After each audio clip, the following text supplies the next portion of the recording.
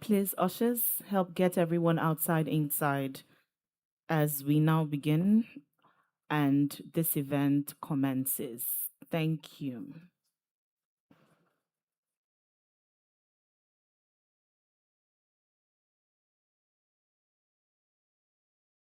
People are still making their way inside. Once we have a fuller room, we will begin. Once we take our seats, we'll commence.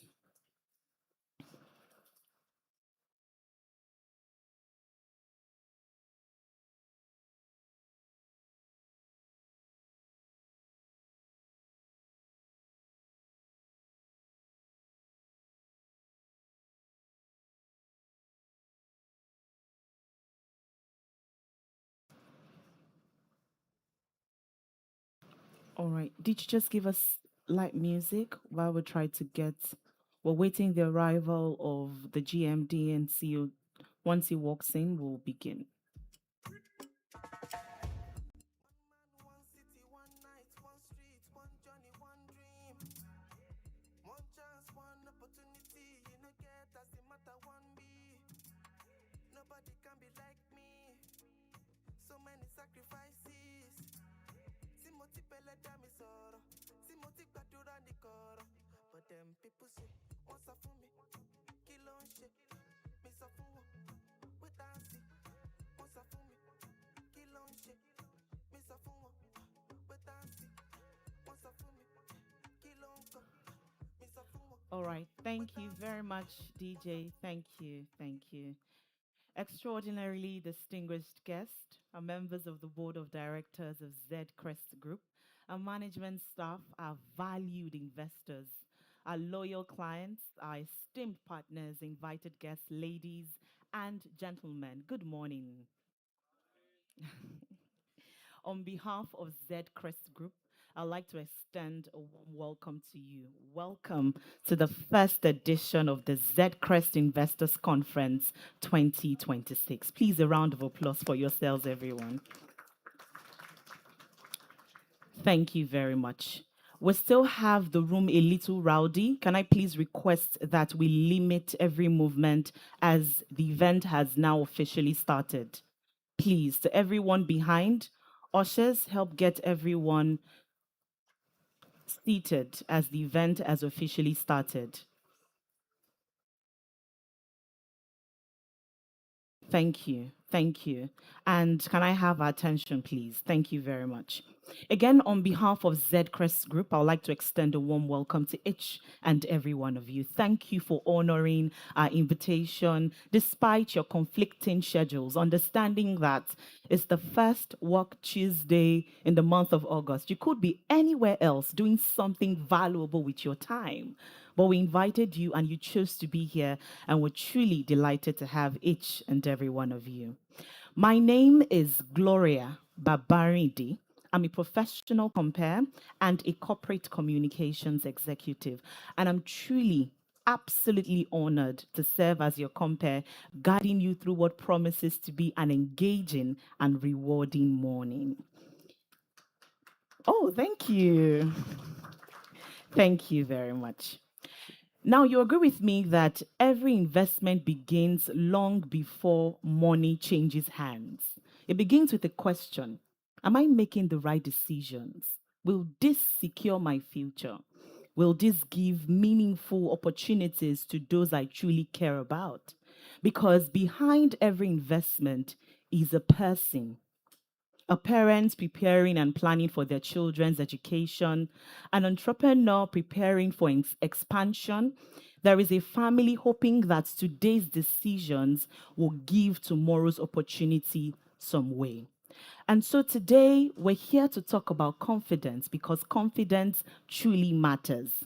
You agree with me that before people trust markets, they must first trust the decisions they are making, the people guiding those decisions, and the insights shaping those decisions that they're about to make. And so today we're here to build confidence with each and every one of you. Today's conference has been thoughtfully curated to provide valuable market perspectives, practical investment insights, and meaningful conversations that will empower us all to navigate today's market with greater clarity and confidence, all while reinforcing Zedcrest's vision and mission of improving capital flows through cutting-edge financial expertise while building wealth across Africa's productive sectors.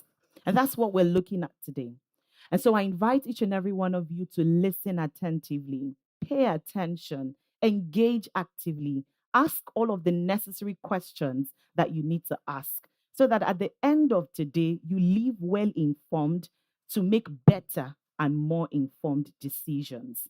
And so, again, on behalf of the board, the management, and the entire Zedcrest group, I would like to welcome you to the Zedcrest Investor Conference for 2026. Can I please get another round of applause and make it louder this time? Generous. Thank you very much. It's the first of its kind, and Zedcrest has decided to do this, a platform to meet with you, our investors, to have engaging and meaningful conversations as we help you with the tips, the tricks, the nuggets that you need to make better investment decisions. We're positioning ourselves to say, we're here to hold you.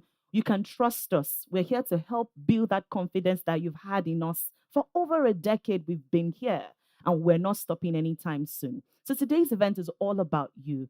And so every one of us, I'm inviting us again to be a part of this very actively. We'll get to a point in the event where we get to take questions from you after each presentation, and we get to hear from you. The floor will be open. Ask all the necessary questions and you get answers to them. Just before I move on your chairs, there were souvenir bags. In those souvenir bags, you find a card. Please fill that card with your questions. If you have questions, you have inquiries, anything at all that you need us to help you with.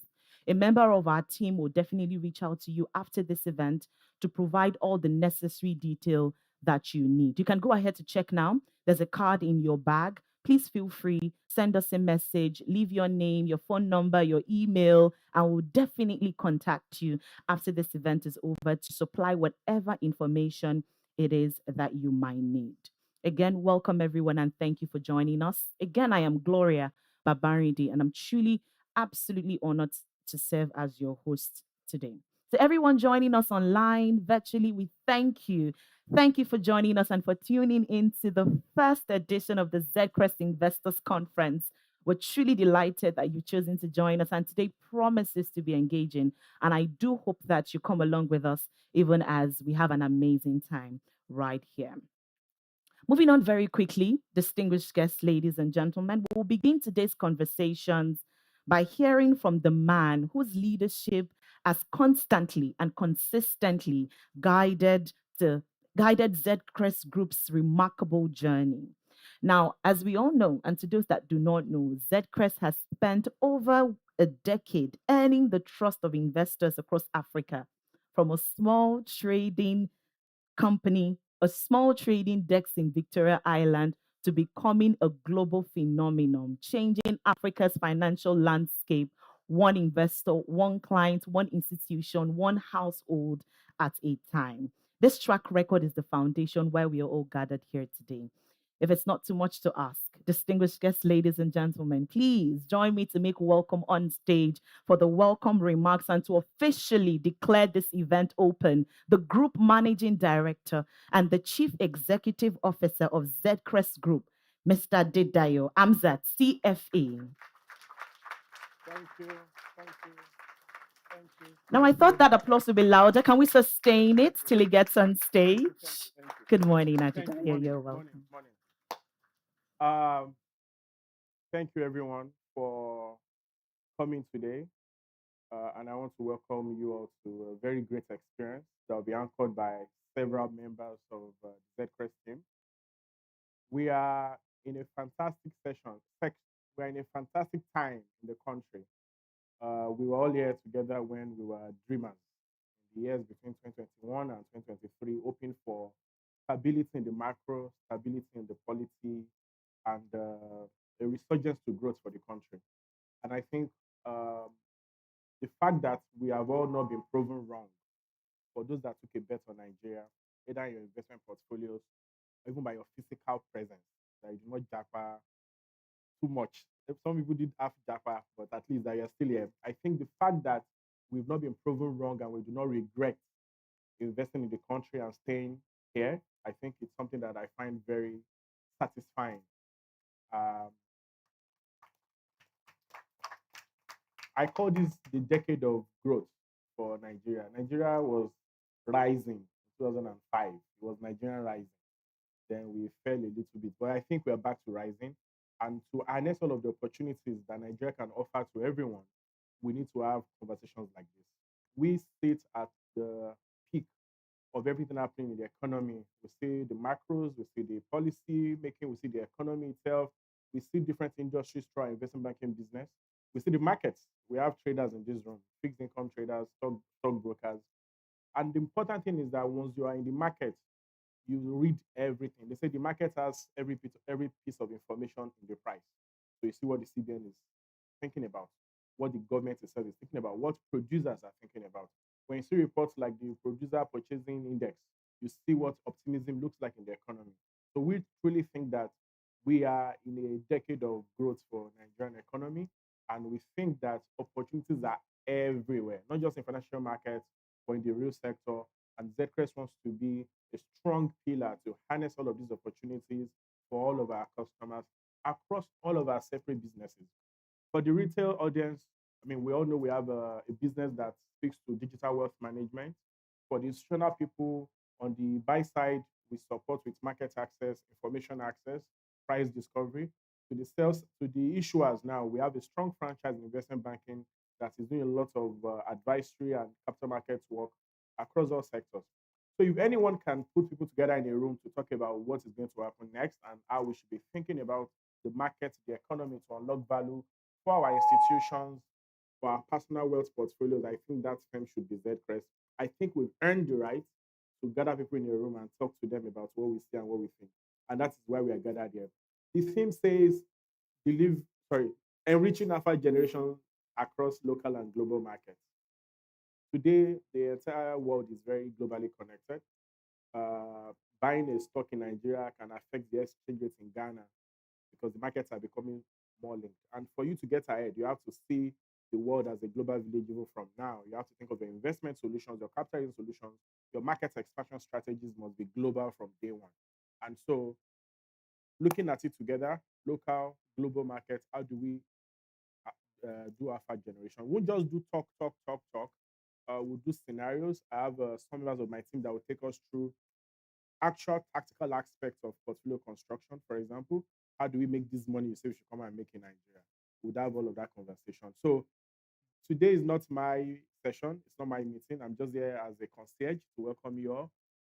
But I'm certain that my team will take every section of this conversation to its logical conclusion in this meeting and then beyond.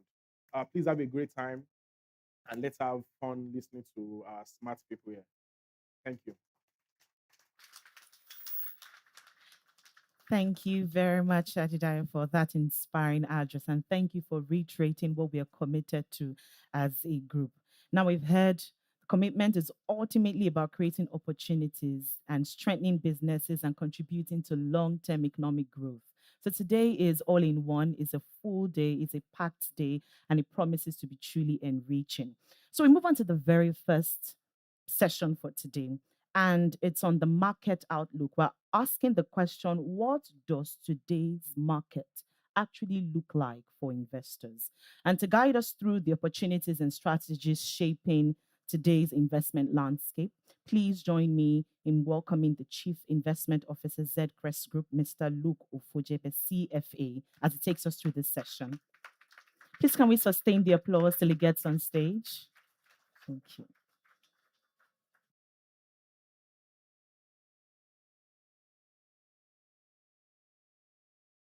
One, two, three. All right. Good morning, ladies and gentlemen.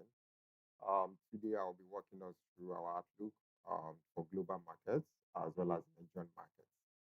I know whenever you hear outlook,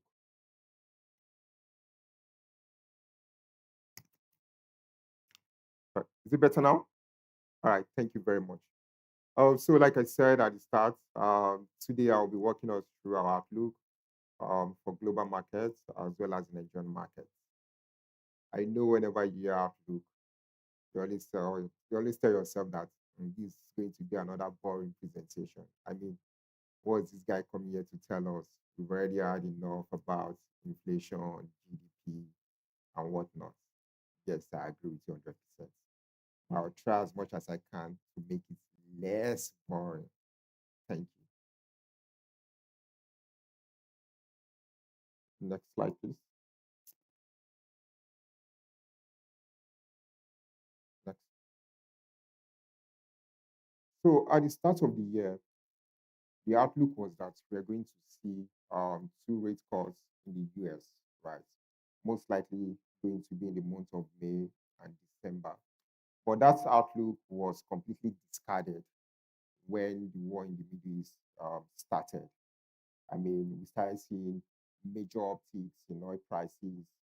Brent price, for instance, jumped from about $70 to around, $120 per barrel. And as a result of that, quite a number of central banks in advanced and even in developing markets decided to start, raising rates. And that then means that given what we've seen so far around concerns around, inflation picking up because of the increase in energy prices, the outlook now is that, we are going to see a more hawkish stance by a number of central banks, in advanced markets. So for the rest of 2026, we do not expect to see any rate cuts. Rather, rates are going to be held steady, and for some, we are going to see an increase in rates.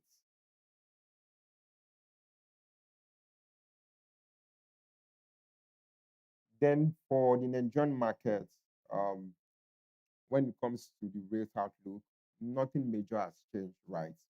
The monetary policy rate still at 26.5%. We do not think that's going to be raised at any point in time. But of course, when you look at what's going on in the secondary markets, there is a tendency that rates might be reviewed upwards, and that's due to concerns around current pricing. I mean, due to the war in the Middle East, we've seen the price of PMS, jump from about 800 naira per liter to around 1.3 per liter. For the rest of the month, we think that at some point we are going to see a moderation in energy prices because, of course, we understand that the war is still going on in the Middle East. But when it comes to war between two countries like this, it's always a game of pretense. We do not think the war is going to last for too long because the reality is this: no two countries, benefit from a prolonged war. At some point, you want to, you know, come to an agreement, a long-lasting agreement, and we think it's just a matter of time. Of course, we can't tell you how soon Iran and the US are going to reach an agreement, but we think maybe the next 2, 3 months thereabouts, the two parties will be able to come to a conclusion and say, you know what, okay, these are the terms we need to agree to, and then we can move on from there. And when that happens, there is a tendency that that's also going to trickle into the Nigerian market. And based on that, we expect energy prices to moderate, which is going to drive a slowdown in Nigeria's inflation. And on that basis, we believe that, while the NPR is going to be maintained at current level, which is 26.5%, there is a strong possibility that in the first half of next year, we are going to be seeing aggressive rate cuts by the CBN. Then for Nigeria's GDP story, I mean, it's been positive since late 2023. That's following the implementation of the policy reforms by the new administration. We've seen and you guys have had this quite a number of times, the removal of fuel subsidies, the unification of exchange rates. But the reality is this: those two policies have helped to shape um, the Nigerian story in a more positive way, right? So we've been seeing more, foreign interest in the Nigerian market as a result of this. And that's also manifesting in our GDP trajectory. We've seen significant growth in the oil sector as well as in non-oil sector. For the oil sector, for instance, late 2023, production rate was just around what? 900,000 barrels per day. As of today, it's around 1.7 million barrels per day. And given the increasing investment we are seeing from, local oil producers, we expect that number to continue to, pick up in the coming quarters. Then for non-oil GDP, also an interesting development there. Looking at what's going on in the services space, especially for telecommunications, growth there has been, very impressive, around 10%. Then you look at the real sector itself, the manufacturing space, since we've seen stability, um, the stability of the FX markets, there has been a moderation in FX losses when you look at the numbers of players in this sector, and that has helped to support their margins and consequently support their output, and that's why we are seeing consistent growth in the real sector. Same thing for the agri sector. I mean, there are still concerns around tribal clashes in a number of food producing states in Nigeria. But when you look at output overall, we've seen significant, improvements there. But of course, the government still needs to do more around ensuring that the incidence of insecurity is well tackled. Then for inflation, I'd already spoken about this. The expectation is that it should slow down for the rest of the year and even going into 2026. For the FX outlook, I mean, like I said before, the Nigerian story is still a very positive one.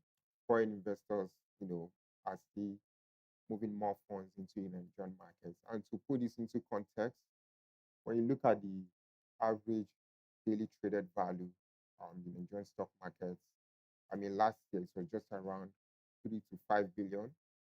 As of today, is around 20 billion. That's almost four times, what it used to be the same time last year. And that just tells you that, foreign investors are still very much interested in Nigerian markets, and that has helped to support our exchange rates.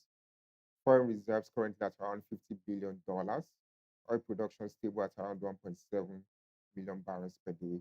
And when you also look at oil price, I mean, it got to a peak of about what, $120 per barrel, and it has moderated to around $80 as of today. Even at that level, still very good for the Nigerian market.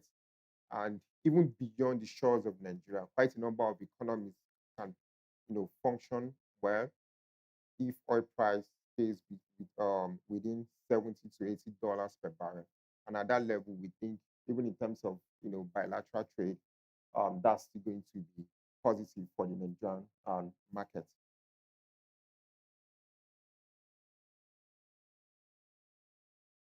Then for the capital market outlook, over the last 2 years, what we've noticed the most is that um, the trades carried out by investors, both local and foreign, have been more.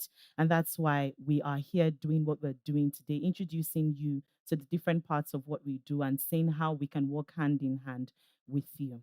All right, we move on very quickly. But before that, please note that the program flow is in that bag given to you, just in the note. So if you want to go through the program to see where we are at, just check the notepad given to you. You'll find the program there. Also, take a mental note of every question that you might have.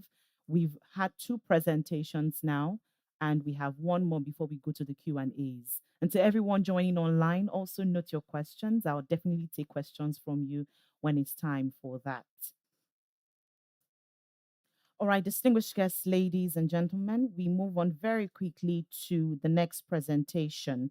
And we're turning our attention to another important component of portfolio building. And we're looking at fixed income solutions and market access. We just talked about stockbroking capabilities, and now we're moving on to fixed income solutions and market access. And to take us through this presentation, it is my honor to welcome on stage the Senior Trading Associate. Please make welcome Mr. Tochukwu Nwanfo.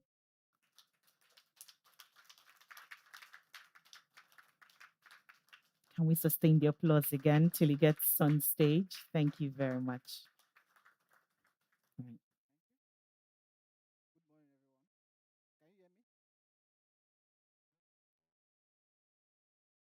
morning. Okay, thank you very much for honoring our invitation, and I'll be quick with this. So, speaking on fixed income solution and market access. So, as a trader sitting on the fixed income desk, we've seen how the market has moved this year. So, we've seen markets move from 18% yield at the early section of the year. Currently, we are around 17% levels, and a lot of factors have contributed to that volatility we've seen in the space. And factors like, I remember earlier this year, we saw DMO trying to play the market. They were not willing to raise instruments in the secondary market, keeping the bond market at very flat levels between February into April, until we saw them towards the end of Q2 come with calendars signifying increased borrowing appetite in the market. And we saw how that nudged upwards back to 18% levels. And afterwards, we've seen how the market has played coming into from July to June, July to date. We've seen market drop from that 18% levels to where we are now at 17% levels. And that has been majorly a game between demand and supply from the auctions, the NTB auction, the bond auction, the OMO as well. We've seen significant investor demand on the Nigerian domestic market.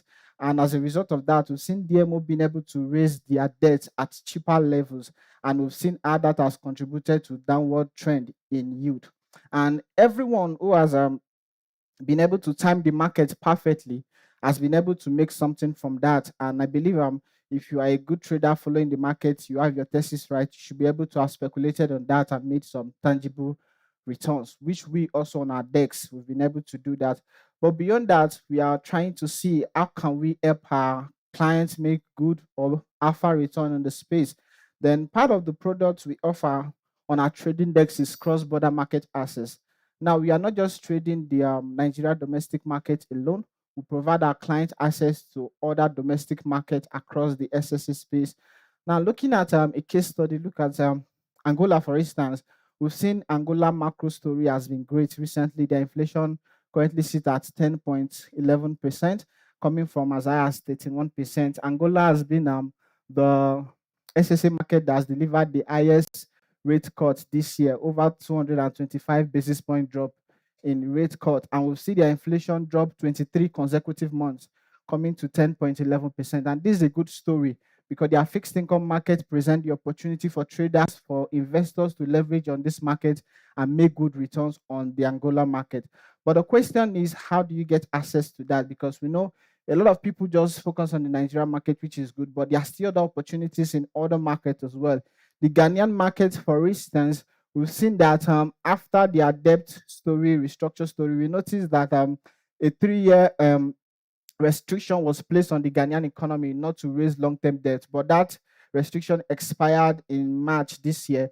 And from a report published by Goldman Sachs on the 26th of February, we saw that investors' appetite, foreign investors are beginning to look into the Ghanaian market to spot opportunities there and also bet on the Ghana cities. So our view of this market, we've seen notice opportunities and we are providing our clients access to this market, those who want to trade other market, not just the Nigerian domestic market, the opportunities here. And on our decks, we can provide you that access because across this market, we have relationship with the major stakeholders who can provide us this access, the bank, the traders, and the rest of them. So on our market alone, we don't just provide domestic fixed income trading opportunities, we also do that across other SSA markets as well. Next on the slide, please.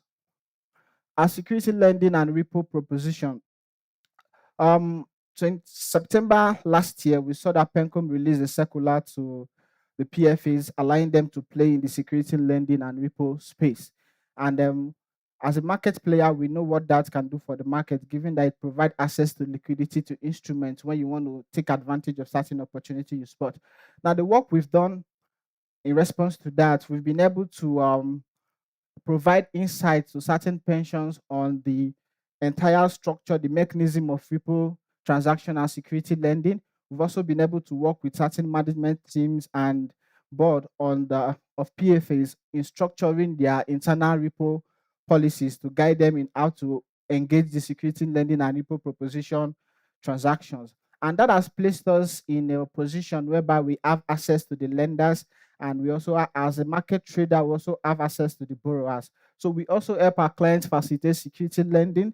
You have security as a pension fund, you have idle assets sitting in your book, and you want to make extra return on those idle assets in terms of yield enhancement. Zedcrest Global Market offers that service to you on the fixed income space. And you also, as a trader, or you see opportunity, you want to go short on bonds and you are looking for who will provide these securities for you, you can reach out to us because we have this we have this relationship with the pension and also market coverage as well. Then on the repo proposition, we know what repo is: ability to meet short-term liquidity management. You want to quickly repo your instrument and get cash, or you want to do the reverse. And not just on the domestic market as well, even across the global market, talking about dollar repos, you have euro bonds, you want to raise dollar to meet other opportunities. Now, someone will ask, why do I need to do all this? So let's say, for instance, you have euro bond worth $1 million, and everything we've said, you've seen opportunity in the domestic fixed income space, you've seen opportunity in the equity market, and you know that, okay, I need to trade stocks, but I just have euro bonds. Should I sell my euro bonds? And from the research you've done, you know that there's still opportunity. This euro bond will still go up. The repo allows you to give out your Eurobond and get cash in exchange for that. You're not selling, you're just lending it out, and you can use that cash to speculate on the opportunities you've seen across other markets. And that helps you generate what? Alpha return and make more money. So this our product helps clients in yield enhancement, portfolio rebalancing. It also assists in market making support, short-term liquidity management. On our repos, we offer competitive pricing, particularly on the dollar repo. And I'm glad to say we are offering this product currently to a lot of counterparties, institutionals, banks as well, who have need for dollars. Secrets global of the other market. So let's say, for instance, you've done your research and you've spot opportunities in Angola and you want to trade Angola markets. Now we know how that flow goes. You have to get your naira, convert your naira to dollars, then use your dollar to convert to Angola Kwanza, then you cannot buy their instrument. But as you're doing this, you're exposing yourself to exchange rate risks. What happens if exchange rate goes against you and you lose your return just from exchange rate? So part of our product, we help you provide what? Derivative, currency derivatives, talking about swaps and forward contracts that helps you hedge your position against exchange rate volatility when they come around. And we are very big on this because of our relationship with banks, our relationship with institution across, who can help you manage your position to prevent you from exposing yourself to FX volatility across the market. And also we offer structured products. So you want to do structured deals, talking about mostly the banks, you want to do your balance sheet, you want to adjust your balance sheet, you need funding, you need some transactions. Zedcrest Global Market helps you provide those services across the space, and this all fall under our derivative product. The next slide, please. Our prime brokerage product. Having been in the market for more than a decade, we have the experience, we have the counterparty, we have the relationship to provide you prime brokerage service. You are a trader, you are a firm, you want to go for auction, you want to play in the primary market space, you don't have funding, you need someone to help you cover your position for a few days before you can offload. Zedcrest Global Market can do that for you.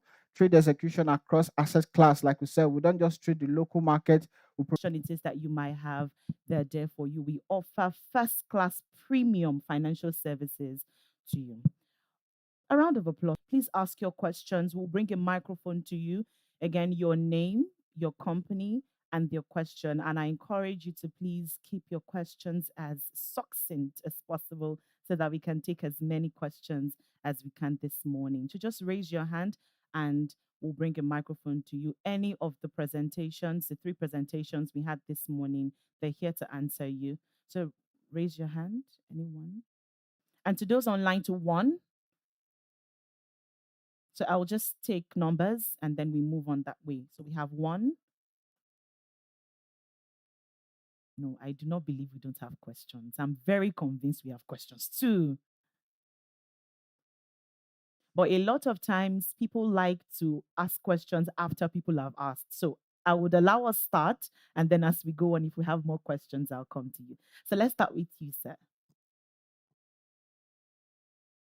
So your name, your question, and who you're directing it to. Yes, please. Thank you.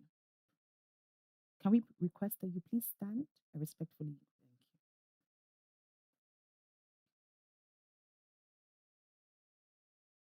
Good morning. Good morning, everyone. My name is Victor George from Morrison Wealth Management. Thank you for the presentation, all the presentations actually. But my question particularly is directed to Luke, who took the market and the macros. Thanks so much for the presentation, Luke. Your expectations largely mirror ours at Meristem. But I want to get your thoughts on two things. Firstly, inflation.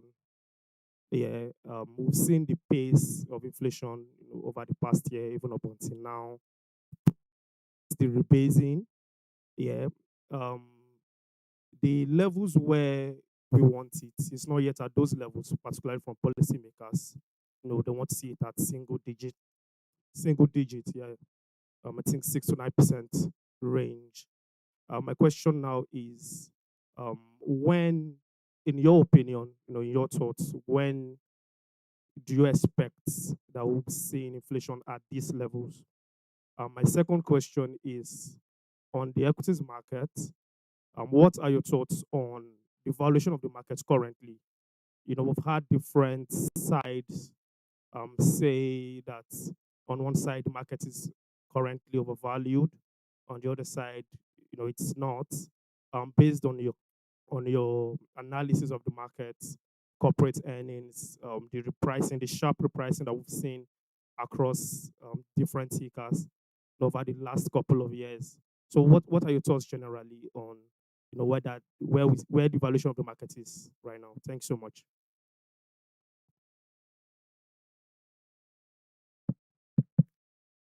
Thank you so much. Victory, right? Victory.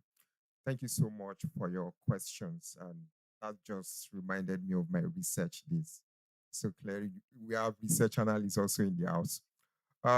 Starting with the first question on inflation, I think for now, the focus should be more on the direction and not really, what the end figure is going to be. Like, oh, will inflation drop to 9%, 10% within the next 6 months or within the next 9 months? And I'm saying this because, we need to look at different factors that drive inflation, both locally and external factors too, right? But given where we are as of today, given where, you know, energy pricing is, FX is, oil production level, oil price, the belief, of course, is that inflation will continue to moderate. And even going into 2027, we expect to see further moderation. However, there is a concern around, pre-election spending.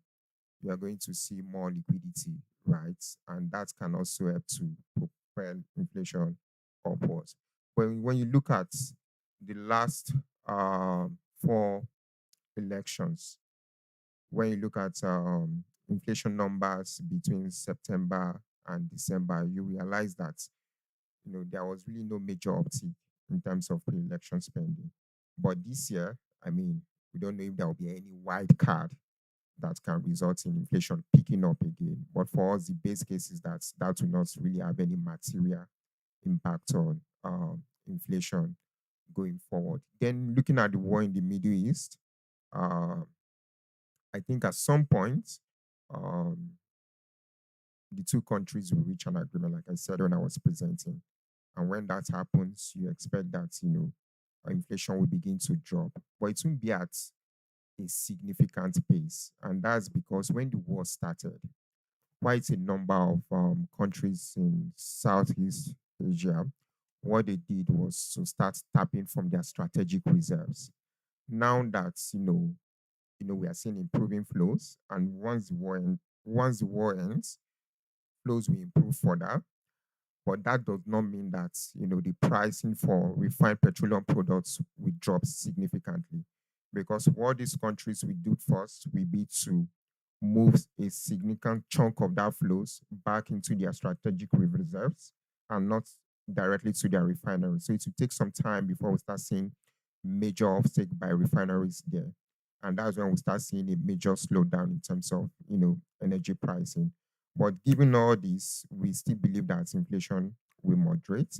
And next year, probably in the second half of next year, that's when we can welcome the possibility of a single digit inflation figure. Then on your second question relating to the Nigerian market, I mean, some people are of the school of thought that valuation is already overstretched. I mean, looking at what the market has returned within the last 2 years, and even so far this year, about what 65%. So they're already concerned around, is this a bubble? Should we take profit now and just completely exit the market? While I understand that sentiment, I would like to state categorically that we are not in a bubble. The Nigerian market is just, having a re-rating, right? And that's riding on the reforms that the government has implemented so far. These are market friendly reforms that foreign investors had long been calling for. And now that we're seeing them in action, you just expect that to continue to drive, sentiment going forward. However, when you run your valuation, you will notice that forward EPS growth is now slowing for a number of companies. Not a number of investors have seen that, but I'm sure for the research analysts in the house, you guys can tell that from your valuation when you look at forward EPS growth, when you also look at cash flow generation, um, some companies that look good on paper, when you dig deep, you realize that the numbers are not that attractive anymore. So that then means that if you are still investing in these markets, if you still have exposure in these markets, you should be paying more attention to microeconomics going forward. The idea of trading based on macros is not going to yield you, good returns anymore. And looking at the thing for these events is about what? Alpha generation. And if you really want to generate alpha and you want to sustain it, you don't want the market to take it back from you, there is a need to pay more attention to, microeconomics. Like I said before, you need to start paying attention to earnings quality, earnings growth, cash flow generation, um, plans around deleveraging, as well as corporate strategy around maybe expansion and whatnot. But yes, the market is not in a bubble, but we think that you should be more cautious around the selection of names you want to invest in going forward. Does that answer your question? All right, thank you. Thank you. We'll take the second question now. I'd like to, however, crave the indulgence of our speakers to please keep the answers as short as possible so we can take more questions. Please go ahead, sir. Yeah. Good morning, everyone. My name is Shafoluwashe from North Finance. So my question is directed to Mr. Luke. In the same vein of what you mentioned earlier, that we should look into the micro economics. So my question goes thus. So I want to ask, like, in respect to data, like, we have the primary market and the secondary market. Now, looking at the informations that we have, like Nigeria being an developing, like a developing country. So how do we have access to that information in macroeconomics? Like, how do we have access to them and apply them based on the outlook you give? And also, I also want to ask, like, so basically, looking at the aspect of the economics, how efficient is it for us to use it in the creation of wealth and also applying it for a progressive output in the current economy in Nigeria? So that's just my question. Based on data, accessibility to data and using it, because I feel like most times there are people that actually have access to data faster than others. So how do we maximize that gap in between those two set of individuals, the primary and the secondary? All right, thank you so much for your question. That's an interesting one. So for data gathering, I would say there are different sources like Bloomberg, FactSet, um, the Nigerian Bureau of Statistics is also one of them. But when it comes to refined data, or should I say processed data, then you should be looking at doing business with Zedcrest. That's when you get some of our research reports, right? We can always share investment insights with you on what you should be doing based on our analysis. And of course, we can always add it to our mailing group as well. So whenever we publish any reports, you can easily get, these reports as well. So you can quickly take investment decisions based on what we are sending to you. Does that answer your question? All right, thank you. Thank you. Thank you. Any more questions? Again, to reiterate, please, in your bags, we have cards. We want you to fill that card with your name, your phone number, your email address, and whatever question it is that you might have. You have an inquiry, we'll definitely reach out to you after. It's important because we'll be getting the cards from you before we leave today. Do we have any more questions? Aha, I said it. I knew that we'll have hands. Please go ahead. Good morning, everyone. My name is Folua Adedayo. I work with Islamic IBTC Pensions. So my question is directed to Luke. It's like it's your birthday today, right? For All someone right. who thought you have the boring session. Right, right. Okay. So based on the increased FGM borrowing appetite, we still see yields in the bonds market trending lower, which seems like a paradox to me. So I'm just wondering, is this a good time to enter, or is there still a possibility of it ticking up? Thank you very much. So, I mean, like you said, we are seeing more borrowing appetite from the government. And even at that, we've not really seen use, inch up significantly. I mean, at some points, it got to around 19%. And that was actually a good buying opportunity for a number of investors that play in the fixed income space. But at current level, I think at current level of 17%, I think right now you should be looking at taking profits. And we are saying that because while we believe it's, start going up again, then that's when you should be looking at buying. But at 17%, I think you should be more of a seller in the market because at any point in time, it might just want to go up again to maybe around 18% thereabouts. But in terms of the trading band, we don't think it's going to be outside of the band of 17 to 19% for the rest of the year. Do I see it going up?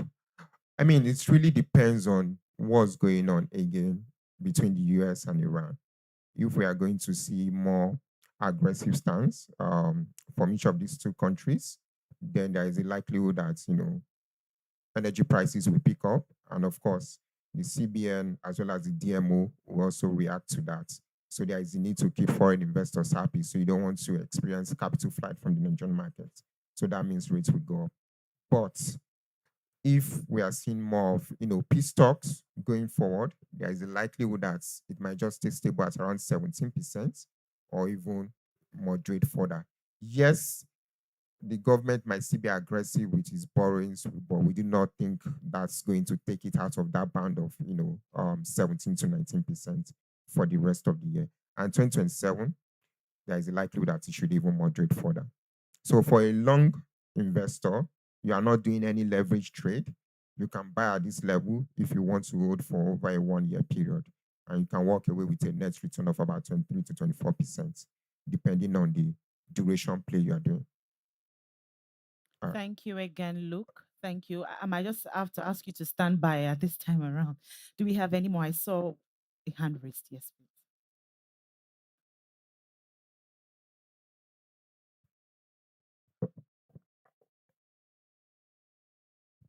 Hi, my name is Oluwani Femi from MD Capital. I was wondering for high net worth clients right now, how do you customize portfolios across equities and fixed income? And what level of risk adjusted alpha have your strategies historically delivered relative to your benchmarks? Mr. Luke, over to you. All right. Thank you for your question. So for us, it usually starts with profiling the client, right? We want to understand your risk and return objectives before we start taking investment decisions on your behalf, right? Things like what do you want your return profile to look like? Do you want it to surpass, average inflation for the year? Or do you want it to surpass um, FX movements? Or is it more about an absolute figure you are looking at? Some clients will tell you that I want a return of um, 40% or 30% at the very minimum. Financing looking like in the future? Do you think that it would increase? Do you think that investors will be much more interested in such um, raisings as opposed to bonds that we see in the market? Thank you. All right, thank you. I really like this question. So for financing going forward, for blue chip companies, most likely you will not be seeing them raise CPs going forward, right? I mean, last year they we are in the market for CPs, and that's because the banks were not really lending to corporates, right? Because of heightened credit risk. But now that the economy relatively is looking better than it was, last year. So we should expect more lending from banks. And on that basis, we might not be seeing more of CP issuances going forward. Then for equity financing, I mean, valuations look attractive. So for investors, whether publicly listed or private companies, I mean, now is a good time if you want to carry out any capital market transaction. Now is a good time to do it. However, you also need to pay attention to um, the upcoming election, right? Because there will be concerns around political risk. Some foreign investors will react, so valuations might moderate pre and post election, depending on the outcome we witness at the end of the day. So given that, that might not be a good time to do any equity, capital raise. But following the election, if there will be a transition, if everything is seamless, or if it's still going to be the incumbent administration and we see policy continuity, then equity capital raise can kick off again. But for now, it's a good time for equity capital raising. All right. Okay, please let's give Mr. Luke a round of applause, and to everyone that has asked the question, thank you for your insightful questions and contributions. And that's how much we'll be able to take at this time. All right, ladies and gentlemen, at this time, we are going to experience a kind of tournament. Now, it's not EPL or Premier League or the FIFA World Cup. It's a different kind of tournament. We've tagged it an investment tournament. And just to mention, in case you have to leave, do not forget that you can also watch on YouTube. We're streaming live on YouTube at this time on our YouTube channel. Please feel free to watch and continue the engagement online. So, as I said, we move on very quickly to an investment tournament. And to take us through that, it's going to be quite engaging and energetic. And I invite every one of us to participate in this. Please make welcome the product marketing associate, Joshua Ojo, as he takes us through this tournament. I think he's serving as our referee for this one. Please give him a round of applause as he makes his way on stage. Thank you. All right, thank you. Good morning, everyone. All right, I believe we've been having a great time, and so we're just about to have a fun session. I believe everyone will be interested in. And why do we do this? Verified research, which was also approved by SEC, showed us that over 300 billion naira was lost to Ponzi scheme in a space of 5 years by Nigerians.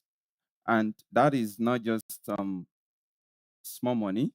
That's money that could have gone into, building of businesses, building of, hospitals and taking care of people. And we see that this happened because many people are just still, we don't have enough of financial literacy knowledge out there. And what is Zedcrest Wealth doing? Zedcrest Wealth being one of the subsidiaries of Zedcrest Group is bridging that gap so that we can have more persons become, knowledgeable about money. And we're trying to do it in a more fun way. And this is why we're bringing money close to you by helping you learn about money and, find fun in doing it. So this tournament is going to be testing your money knowledge, your investment knowledge for just 5 minutes. The reward for this would have actually been a car, but I learned every one of us drove here with our cars. So I don't want to insult us, All right. So very quickly, it's going to be a 5 minutes game, and you'll be answering 10 finance questions. A QR code is going to be displayed on the screen. I just need you to pick up your phone, scan the QR code, um, and you'll be able to join the tournament. I'm just going to help you through how to do this. It looks like many people are interested. Is it because I mentioned car? Okay. All right. So just scan the QR code. It takes you to it takes you to a landing page where you fill in your name, then a username, your email, and you just click into. Once you submit, it's going to show you the dashboard of the tournament. Um, Take note of your username. I'm going to use the username to announce, the winners. So because I'm going to pick you through your username. The tournament is going to be live in about 4 minutes. It's a timed tournament, so you have to participate in 5 minutes. And at the end of the game, we'll see who knows money best in this room. All right. So fill in your name, your email, your username, and it's about to go down.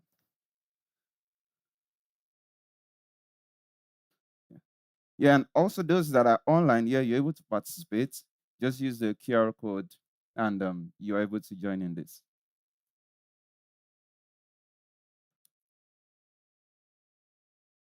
Again, as you get ready for the tournament to begin, it's going to begin in about 3 minutes. Zedcrest Falls is the asset management arm of the Zedcrest group, and we're doing a lot to help financial literacy accessible to more people. And this is also why we have the system set up on the Zedcrest Falls app. I'm just saying this is why you wait for the tournament. The Zedcrest Falls app, you have access to various savings and investment offerings. All right. And one of the things we've been able to do also is gamify financial literacy.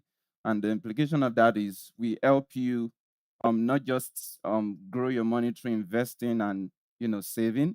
We also help you grow your own finance knowledge as a person. So on our app, something interesting you'd also find, even in your leisure time, which you can engage, is something we're about doing now. So you're able to take finance quizzes, right? Answer questions and also get rewarded as a result of playing those, games on the app. So what do you use those rewards for? We've been able to partner with brands like Bolt, Uber, Chowdex, Circuit. So across streaming platforms, transports, and feeding. So shows we care about you, right? And so you exchange those rewards for vouchers right there on the Zcrest Health app. So I think I have less than 1 minute. Have we all done, have we all joined in? If you've been able to join in, say yeah. All right, thank you. Yes, so this is going to test your knowledge on maybe beginner questions, intermediates, and don't be afraid. You know, you are capable to answer every of those questions. And by the way, you're going to see your position at the end of the quiz so that you have an idea of what you are getting into. So when I'm announcing the reward, the winners, you might find yourself in 10th position. Don't worry. You still know something? I tell you. All right. So, okay, I want to be sure no one has any difficulty. Let me see how many. Oh, interesting. I think we have quite a number. So we have close to 90 persons that have joined. The implication of it is somebody will come. I didn't say it. All right. So click on continue and you would see you have 39 seconds to go to play. Are you ready? For some of us, it's been a long time we answered questions, maybe wrote an exam. So this is a very interesting way to also practice that. Don't be tensed. It's just 5 minutes. All right. I'm not going to distract you. I'd rather help you to make this better. All right. So, and also let's keep on, writing questions in case you have questions for us that you would also need us to answer. All right, ladies and gentlemen, the tournament is now live. You can look to your phones now. You have 10 questions for 5 minutes. You're not permitted to ask your neighbor.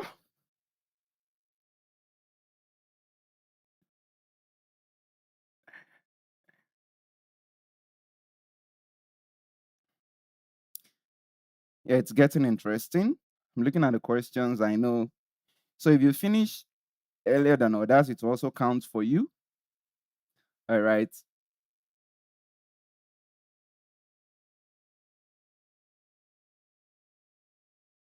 Oh, everybody's very serious right now.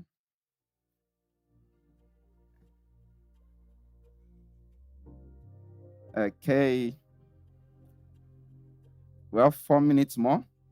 Every question gives you an opportunity of 30 seconds to answer. So maybe if you're not sure, don't rush. You have 30 seconds per question. All right. But these questions are actually very simple.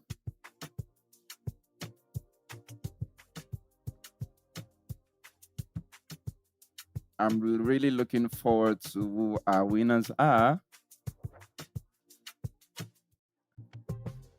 You already had it said that the key to the car is with someone. You know, I mean the key holder. Okay, 3 minutes to go.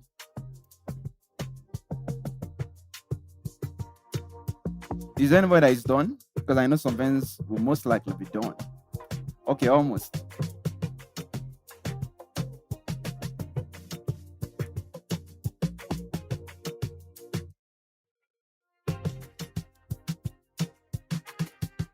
Okay, 2 minutes more. This is brought to you by Zedcrest Wealth.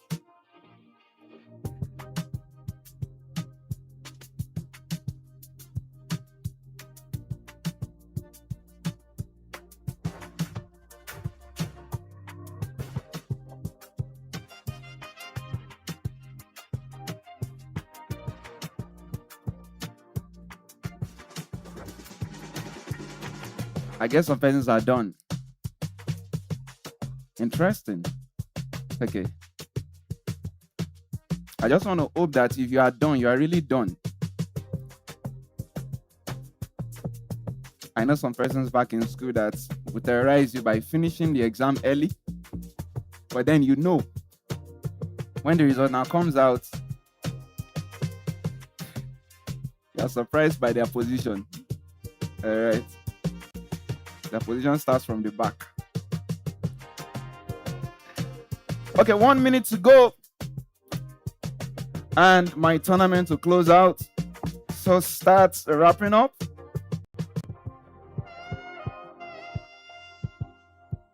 So it's on your phone. I'm not going to ask you to submit your papers or submit your phones. I'm just going to announce who the winners are.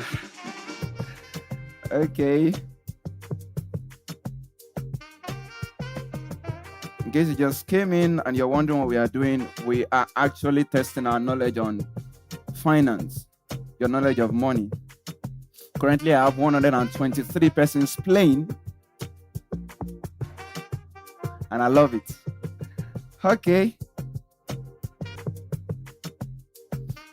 So we are counting down seconds now. I think most persons are done. Yes, thank you.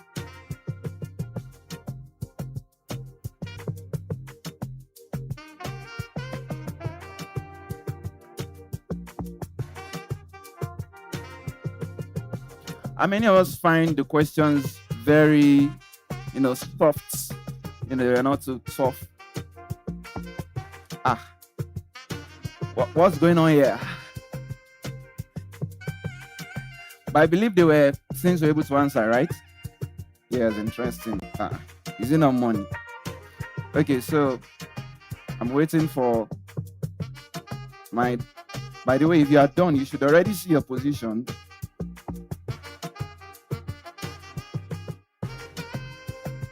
For the sake of time, I will not announce everybody's position. We'll just highlight the first to the third position. And I have something for you on the Zedcrest Wealth app.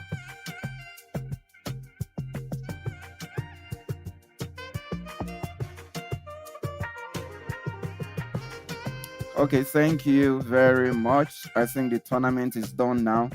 So, ladies and gentlemen, a round of applause for ourselves. Thank you for participating. So, for the tournament, I had 123 persons played.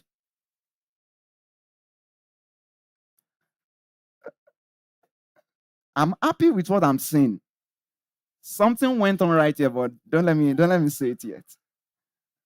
All right. So thank you very much. I'm going to announce just the third to the first position.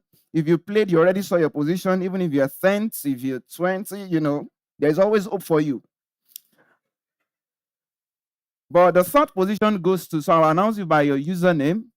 And I just need you to, I want to hope that everybody on the third to the first, they are inside the hall.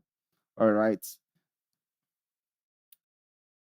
I'm seeing something interesting, but I don't want to.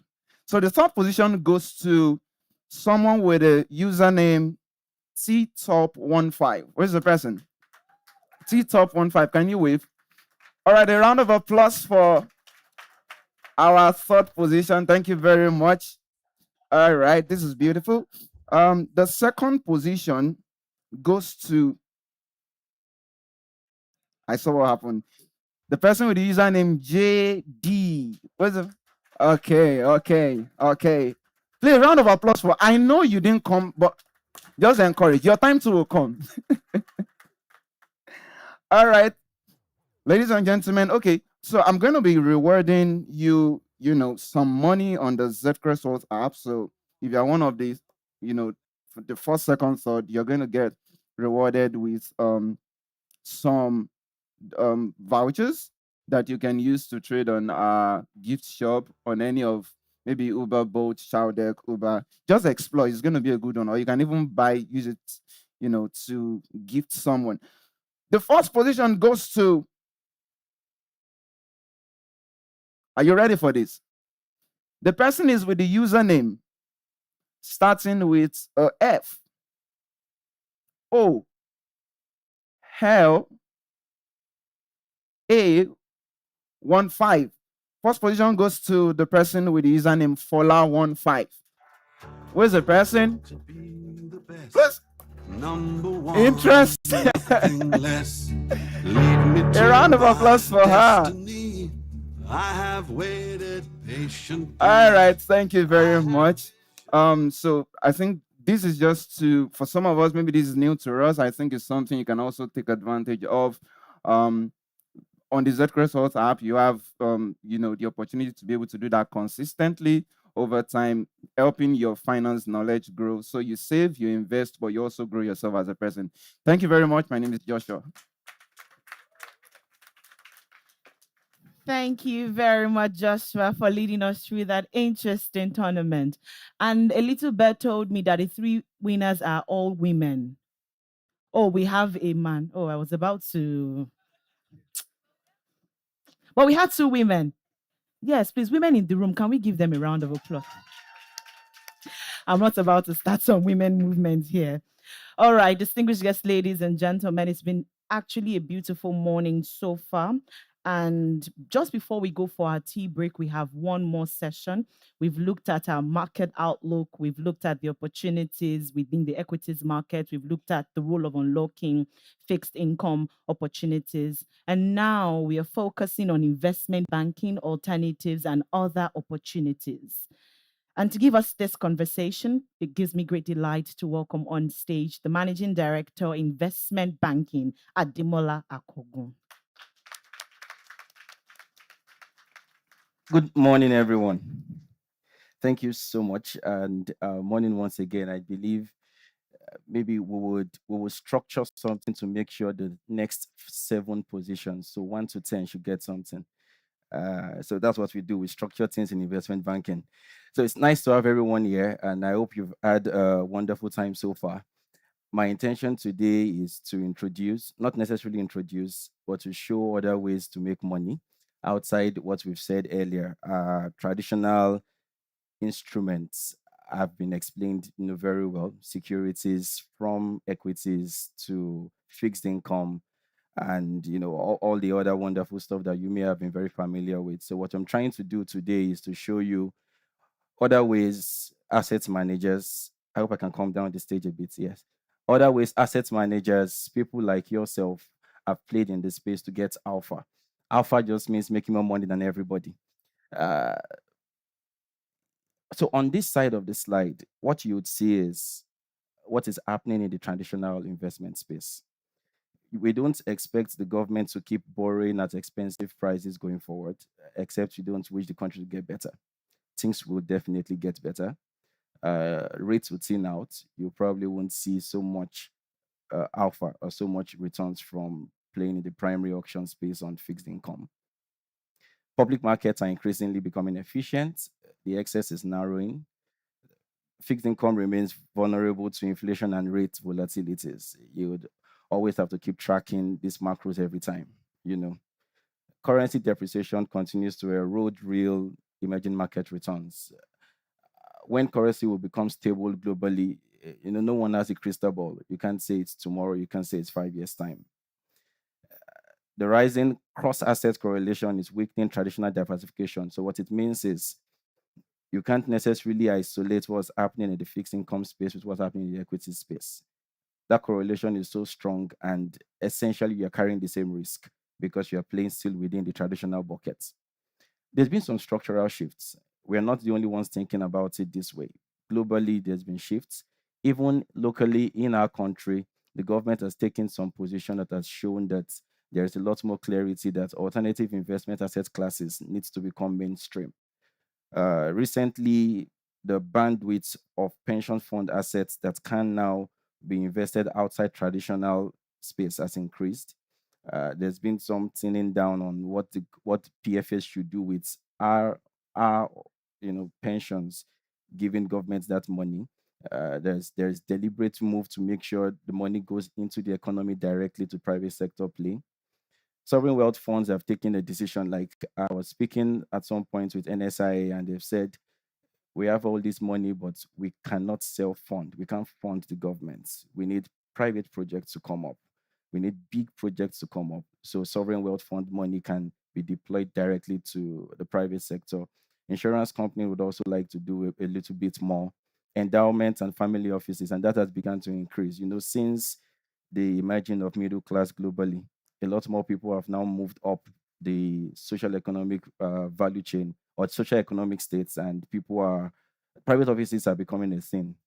We think that playing just in the traditional asset management space, you can go to the next slide. We think playing just in traditional instrument space is not all the best you can do with funds. It's not all the best you can do to get alpha in Nigeria's market. Next slide, please. Okay, good. Sources of alpha. First is illiquidity premium. I'll tell you what that means. When you're investing in instruments that are traded on exchanges, you're probably a price taker. You're taking the price that has been set by demand and supply. Because there's a liquidity route, there's an exit route. But when you're dealing with opportunities that you're taking maybe a longer term risk, the exits are not clear, but you believe in the opportunity, then you can price that a lot in. I'm showing things that improves your negotiation to get more returns when you're talking some non-traditional type instruments. Illiquidity premium, patient capital rewarded for long-term, non-daily trading commitments. And yet again, like I always like to say, I'm not saying sell off your current portfolio. I'm not saying do 50%. I'm saying just give me 15% of what you have, and let's use 15% to get you more alpha.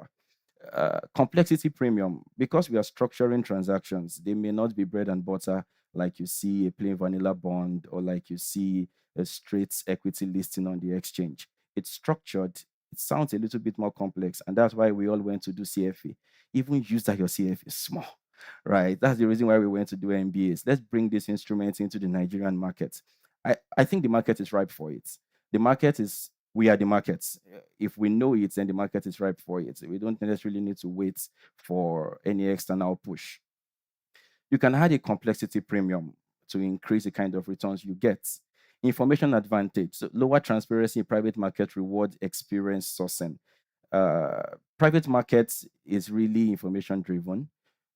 you can get a lot more returns because you know something that everybody doesn't know. You can take a position in different sectors of the economy just based on what you know in the economy. You wouldn't see it on the exchange, you wouldn't see it in the markets. All of those deals will happen in the private markets.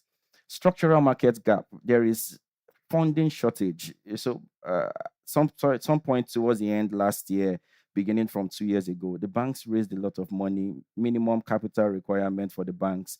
All those monies need to be deployed to businesses. However, banks have regulatory requirements. They have risk appetite that may not suit all the capital, all the sources that need capital in country. Yet again, what do? There's shortage in funding for sectors, especially infrastructure. There's housing, there's energy, there's SMEs. And the truth is, things have happened in this space that make them a lot more exciting, especially for power. And you must have heard from my voice, I'm quite passionate about infrastructure and energy, and it's something in the Zedcrest DNA, and we're always able to bring these projects to life. You'd see power has now been decentralized. State governments can do a lot more. How many people are tired of the grid having epilepsy, like people say? So now the state government can come into transmission. That's a space that will become captive income for you going forward.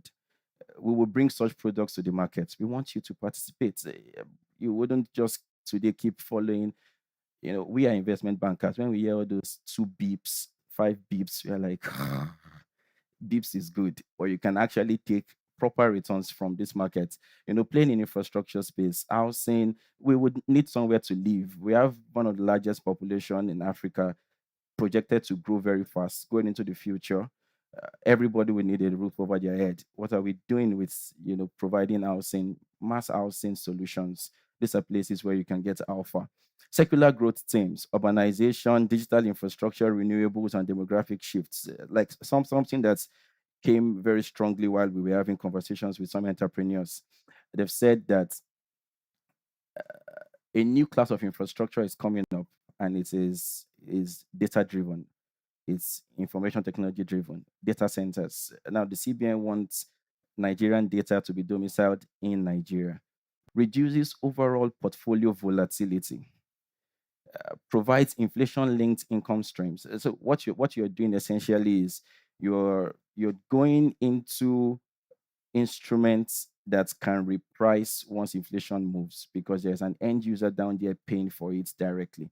You're going into product that's very, very price inelastic. You can move prices and still get good demand in those sectors. You can't say that, for instance, you have a toll on a road. The fact that the toll is increased doesn't stop you from going to work. So you can immediately shift, a lot of those inflation pressures to customers, and that guarantees returns for investors. Diversifying away from public market cycles and generating stable and predictable cash flows. So I'll read this last line. The next decade of investment performance will increasingly be driven by differentiated, now note that word, differentiated sources of returns that is found in private markets, that is found in real estate assets, structured finance, and impact-driven investments. As asset managers sitting on funds, what will set you apart in a decade is not doing the typical thing everybody is doing. In a decade, things will change, and you need to be the front edge. You need to be frontier in leading some of those changes. So let's go to the next slide. So I've said so many things to set the background, and I'll just go straight into some of those instruments you can begin to look at. And as investment bankers, we structure these things, bring them to market for you. We'll knock your doors. Please adjust your investment policy a little bit, and let's make things happen in Nigeria. Infrastructure and development finance. There'll be infrastructure funds as PFAs. The rules allow you to do infrastructure fund. Let's increase the appetite. Infrastructure funds will create infrastructure for not just us, even our children. And if the infrastructure base of a country is not solid enough, it can't carry the kind of growth that we are looking for. So we need to now be a little bit more deliberate about putting money in infrastructure fund. And this is not NGO money. This is money that will give you alpha returns. We need to see how countries like India, Southeast Asia especially, how investing in infrastructure has given asset managers in those spaces a lot more edge compared to the peers in Africa. Infrastructure funds, infrastructure bonds, municipal and subnational bonds, particularly targeted at subnational development, direct into the economy, infrastructure type financing, PPP projects. Alpha drivers, they are long duration. You earn more money for longer. Simply put, inflation-linked cash flow with government backing and low equity correlation. Now, something to note here is this. Because of the infrastructure deficits, the government may not be able to fund all of it. But what the government has shown incrementally is the ability to put their name behind these things, put some sort of guarantees that just lowers the downside for you. You have a risk that has been backstopped. And I was working on two major projects, and the government has literally come out to say, this is on us. We don't have the money to fund it today. We're happy for you to bring your money, and if anything goes wrong. So I think it's as good as buying a government bond. What do you think? Right, you have the full faith of the federal government behind it, that it is infrastructure. You're carrying the same person's risk. So if you can do 80% of your portfolio in FGM bond, then maybe 5% in a federal government backed infrastructure project is exposure to the same entity. So yes, another aspect that I'll talk about is sustainable and impact finance. Some projects, and most times when we hear sustainable finance or impact finance, immediately we start thinking of grants or you're dashing people money. No, not so. Not so. Truth is this, I've been in the sustainable finance space for a bit, did a lot in gas and renewables. And in the long run, those projects make more sense than what hydrocarbons would do, especially the more dirty hydrocarbons, the heavier seas. This would do a lot more better for the environment as well as for profits.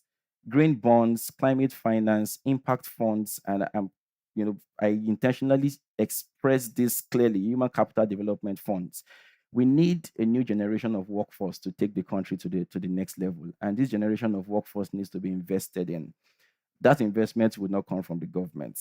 And it's not just Nigeria. Globally, employers of labor needs to invest in this sort of structures. So there would be need for human capital development funds that invest directly in people, except we don't believe that Nigerians are productive, which we've proven otherwise. We're productive people, and it's not grants. It's structured products that make sure human capital is developed to meet the developmental growth of the country going forward. These are sustainable or impact-driven finance instruments that we need to start looking at.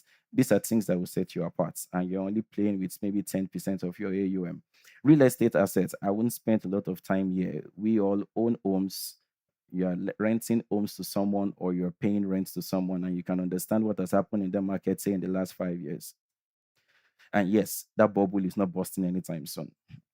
REITs, real estate funds, logistics, and industrial assets, the tangible assets that would always be relevant regardless of what interest rate is saying, would always be relevant regardless of what exchange rate is saying, would always remain relevant regardless of what inflation is saying. They are almost immune from what we typically call the Holy Trinity in economics. They are almost immune because they're tangible assets, they deliver value. People see those values, it's ingrained in their livelihood, and they're ready to pay for it. Stable rental income, asset appreciation, and inflation protection are things you gain from diversifying your portfolio to some more real sector focused investments. The strongest alpha opportunity are concentrated in sectors benefiting from structural economic transformation rather than short-term market cycles.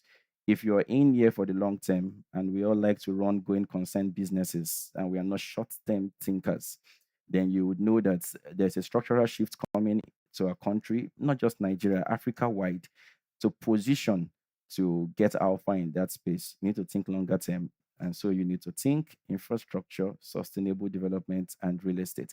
The last category of instruments that we've curated to show you today is private credit, direct lending.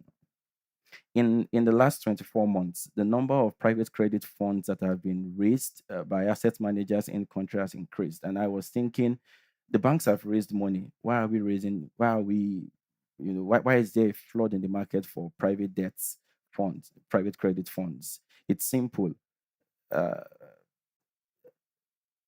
there needs to be more sources of financing for economic activities than just the banks. It makes let's create that competition, right? Creating the competition is interesting because now we would be able to have a cost reflective capital structure, or with that capital structure that can influence pricing. So what that means is this: I have alternatives. I walk into a bank, I get this rate. I walk to an asset manager with a private credit fund, I get this rate, and you can compare. Just ensuring that opportunities that may not directly fit into what banking can do still do not go unfunded because of private credits.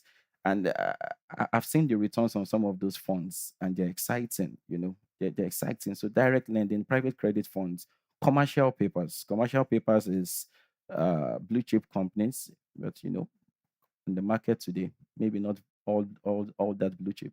But companies come out to the market, raise money from the public, short-term money to meet immediate working capital needs. Those opportunities abound. Private credit note, I think I've spoken about this. Now, what advantage does that give you? It's higher yields, stronger covenants, customized structures, and enhanced risk-adjusted returns. So things like receivable financing, for instance, investment bankers, we can package blue chip receivables that have performed over the years. Say someone does long-term contracts with an upstream business as receivables, but today needs cash.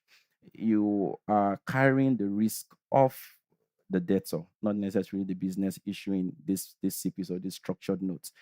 We need to start seeing it that way, just to create this new asset class and make sure it's mainstream in the Nigerian economy. Structured finance, bridge to bond facilities. Capital market transactions typically have lead time before they come to market. You need to file, do your preparation, get to the SEC, get approvals. But your project is not waiting, or the reason why companies need funding is not waiting. In those period, there can always be a bridge to bond. And the way I say it is this: if you believe the bonds will be raised, then I can advance you money and get a little more premium than what the bond will offer. If you would issue that bond at, say, 19%, I come in, bridge you to bonds, and maybe give you a 23%. So I'm making more money than whoever is buying the bond, right? Alpha.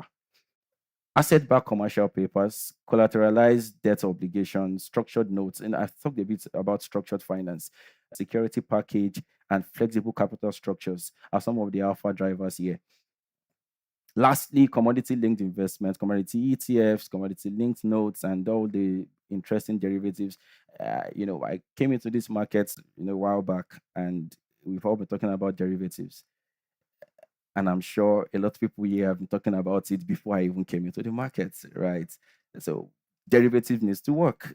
How do we make it work? I think the players in the market just have to take the lead and start small, because the derivative markets in global economies is very large. And Africa, Nigeria should not be left behind. Private and structured markets reward investors that are willing to provide flexible, patient, and specialized capital where conventional financing is limited. This is my last slide. Yeah, last slide, please. The investment case. I'll take 2 minutes to do this. She wants me to come off the stage, should I? 2 minutes, I'll be done. Global catalyst. There's a financing gap. There's an infrastructure financing gap. The penetration is low. More money needs to go there. There's rapid expansion of private credit markets, accelerating energy transition, moving to cleaner energy, or more defined ways to get personalized energy for yourself, digital transformation, AI infrastructure, supply chain diversification, rising demand for sustainable investments. These are global catalysts. It's not a Nigerian thing, it's global. Local market catalysts, significant infrastructure deficits. We all say it, we all complain about it.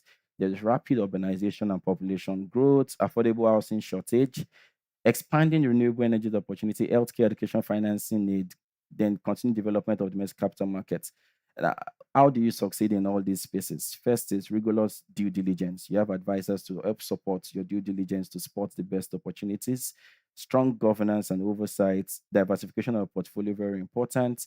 Active risk management, long-term investment discipline, then experienced investment managers. So we would structure all these things, bring them to you, and we hope at that time your risk appetite is enlarged. Thank you.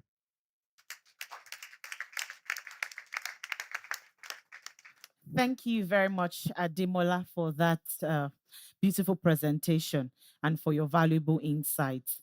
As much as we would love to take questions, we need to go for a tea break now because it's been a morning filled with conversations and presentations. And so it's important that we get something to fill our bellies as we've been filling up our minds. So just outside, you find the tea station just by my right. Please feel free to enjoy refreshments, and the Zedcrest team will be outside to answer any question. Please visit our booths outside and network, interact, get someone's contact. Let's ensure that we collaborate even as we move on. But please note that we're not done with the event. We still have one more session. It's a boot camp strategy session right after the tea break is over before we officially close out. So please enjoy refreshments, and I expect us to be back in the next 15 minutes. Please. In the next 15 minutes, I'll begin to call the room to order. So everyone enjoy refreshments and we'll reconvene in 15 minutes. Again, thank you for joining us at the Zedcrest Investors Conference for 2026. But when I'm with you, baby, it's ecstasy. All the butterflies within my belly when they start to fly. Now the paradise within your body, I dey visualize. And I don't realize when I'm looking deep into your eyes. All of you is ecstasy.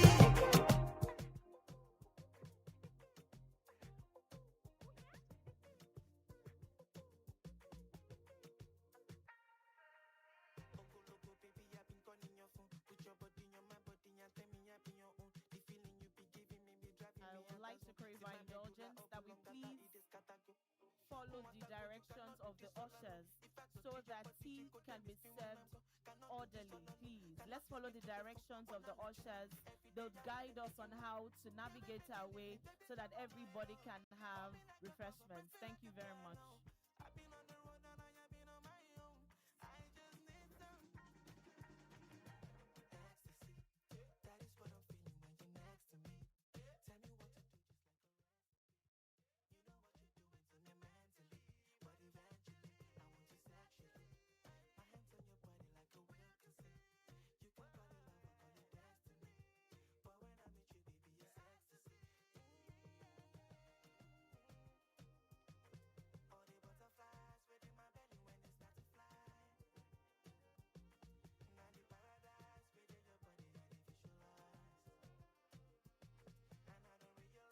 Again, this is to inform us that we have not officially closed.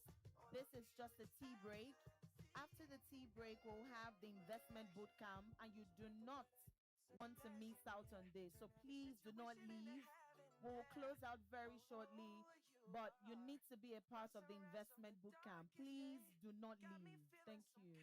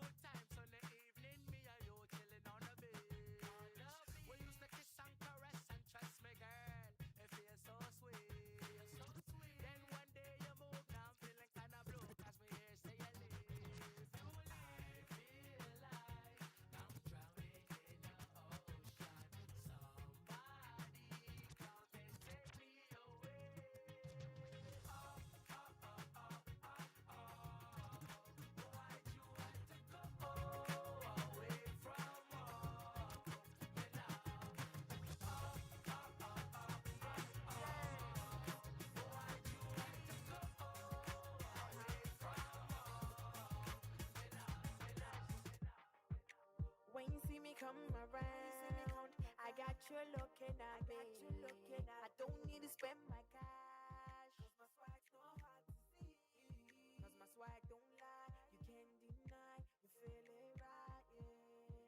You'll be alright. Just being by my side. No need for fronting, girl. Let me tell you something, girl. No need for long thing. You should feel so good just standing by my side. No need for fronting, girl. Let me tell you something, girl. No need for long thing. You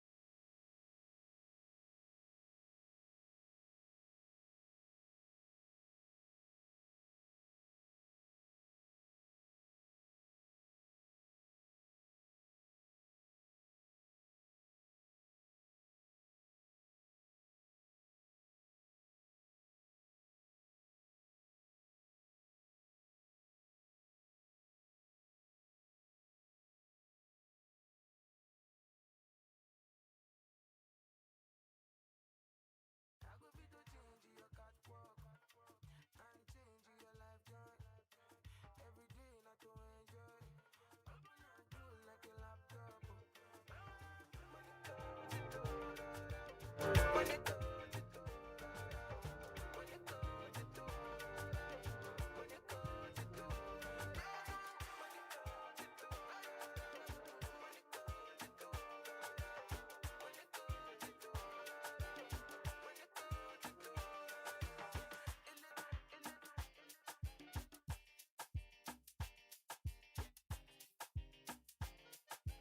yeah. All I need is one love. All I need is your love. Yeah. Sweet love, baby. Yeah. All I need is your love. Yeah. Baby girl, nobody have to know. Baby girl, what we consign them. Baby girl, keep it on the low. Baby girl, not to consign them. Am I love far away, yo. Am I love far away, baby, yo. Am I love susa kusa sa, yeah, yo. I feel me still like take me shy, yeah, yo. Sweet love. All right, ladies and gentlemen, to everyone outside, please begin making your way inside. Thank you, Mr. DJ. I will need you to please kill the music now, as I need to get everyone back inside. If you can hear me, you're outside. Break is officially over. Please make your way back into the room as we move on to the last but one item on our agenda for today. Ushers, I'll need your help in getting everyone outside back inside. Please. And it's okay for you to bring in your refreshment. It's okay to bring it in. It's okay to bring it in. Ushers, please, let's work in tandem to get everyone outside back inside.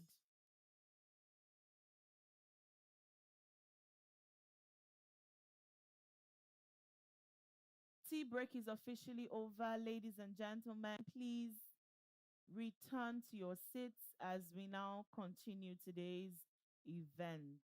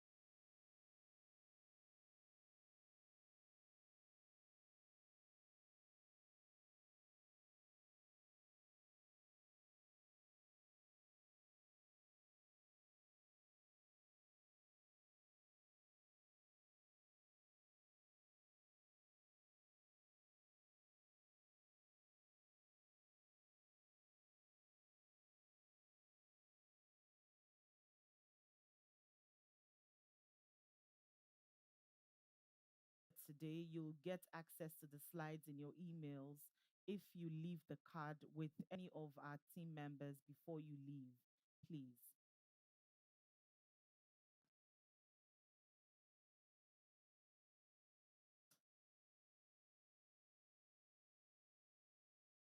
Okay, I see more people walking in already. Thank you very much. Thank you. I see you. I see you. Thank you. Thank you very much to everyone already taking their seats. I trust you enjoyed our refreshments and our bellies maybe half full, if not totally full. And we're ready for the final technical session for this afternoon. I'll just give us 3 more minutes to take our seats. To everyone joining online, and you went on a break too, I believe you did. Welcome back.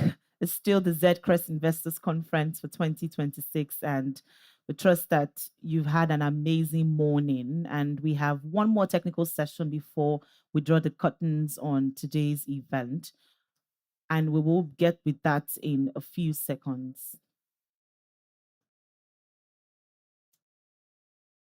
We're just allowing a few more people to make their way inside.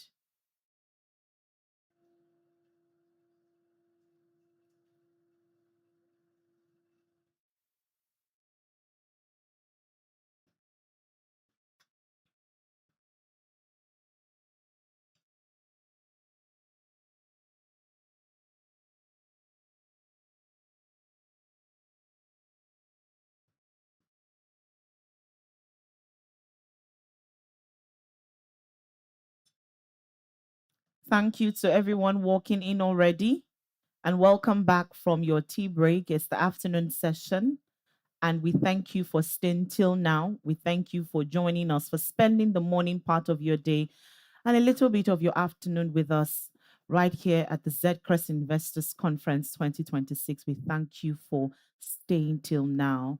We have one more technical session and then we call it a day. But we're giving ample time for people outside to please make their way inside. Because this next session is not a presentation, it's a strategy session, hands-on practical session. Everything we've heard this morning, is time for us to practicalize it. And that's what this next session is all about.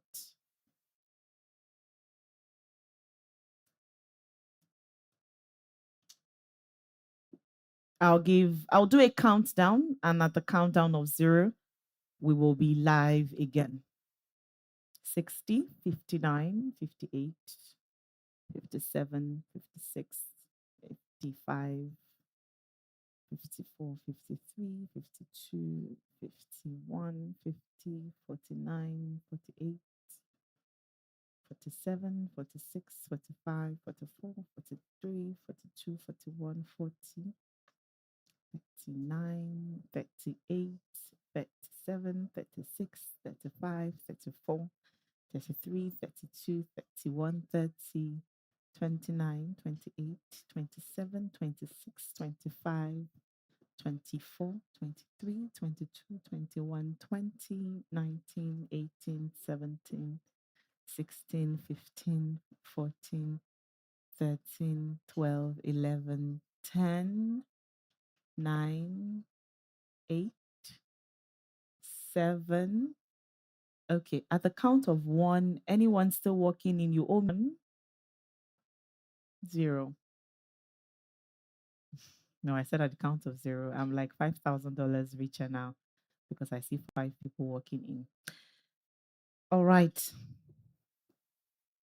Distinguished guests, ladies and gentlemen, good session. It's hands-on practical. We're about to practicalize everything that we talked about earlier on today. We've talked about investing. We've talked about how you can move. Now we're moving from theory to practical application. And then we'll see how to identify the right investment. And to take us through the investment bootcamp stock selection strategy, because that's what we've termed it as, the stock selection strategy. Please join me to make welcome with a generous applause our portfolio manager, Charles Njoku, as he leads us through that session.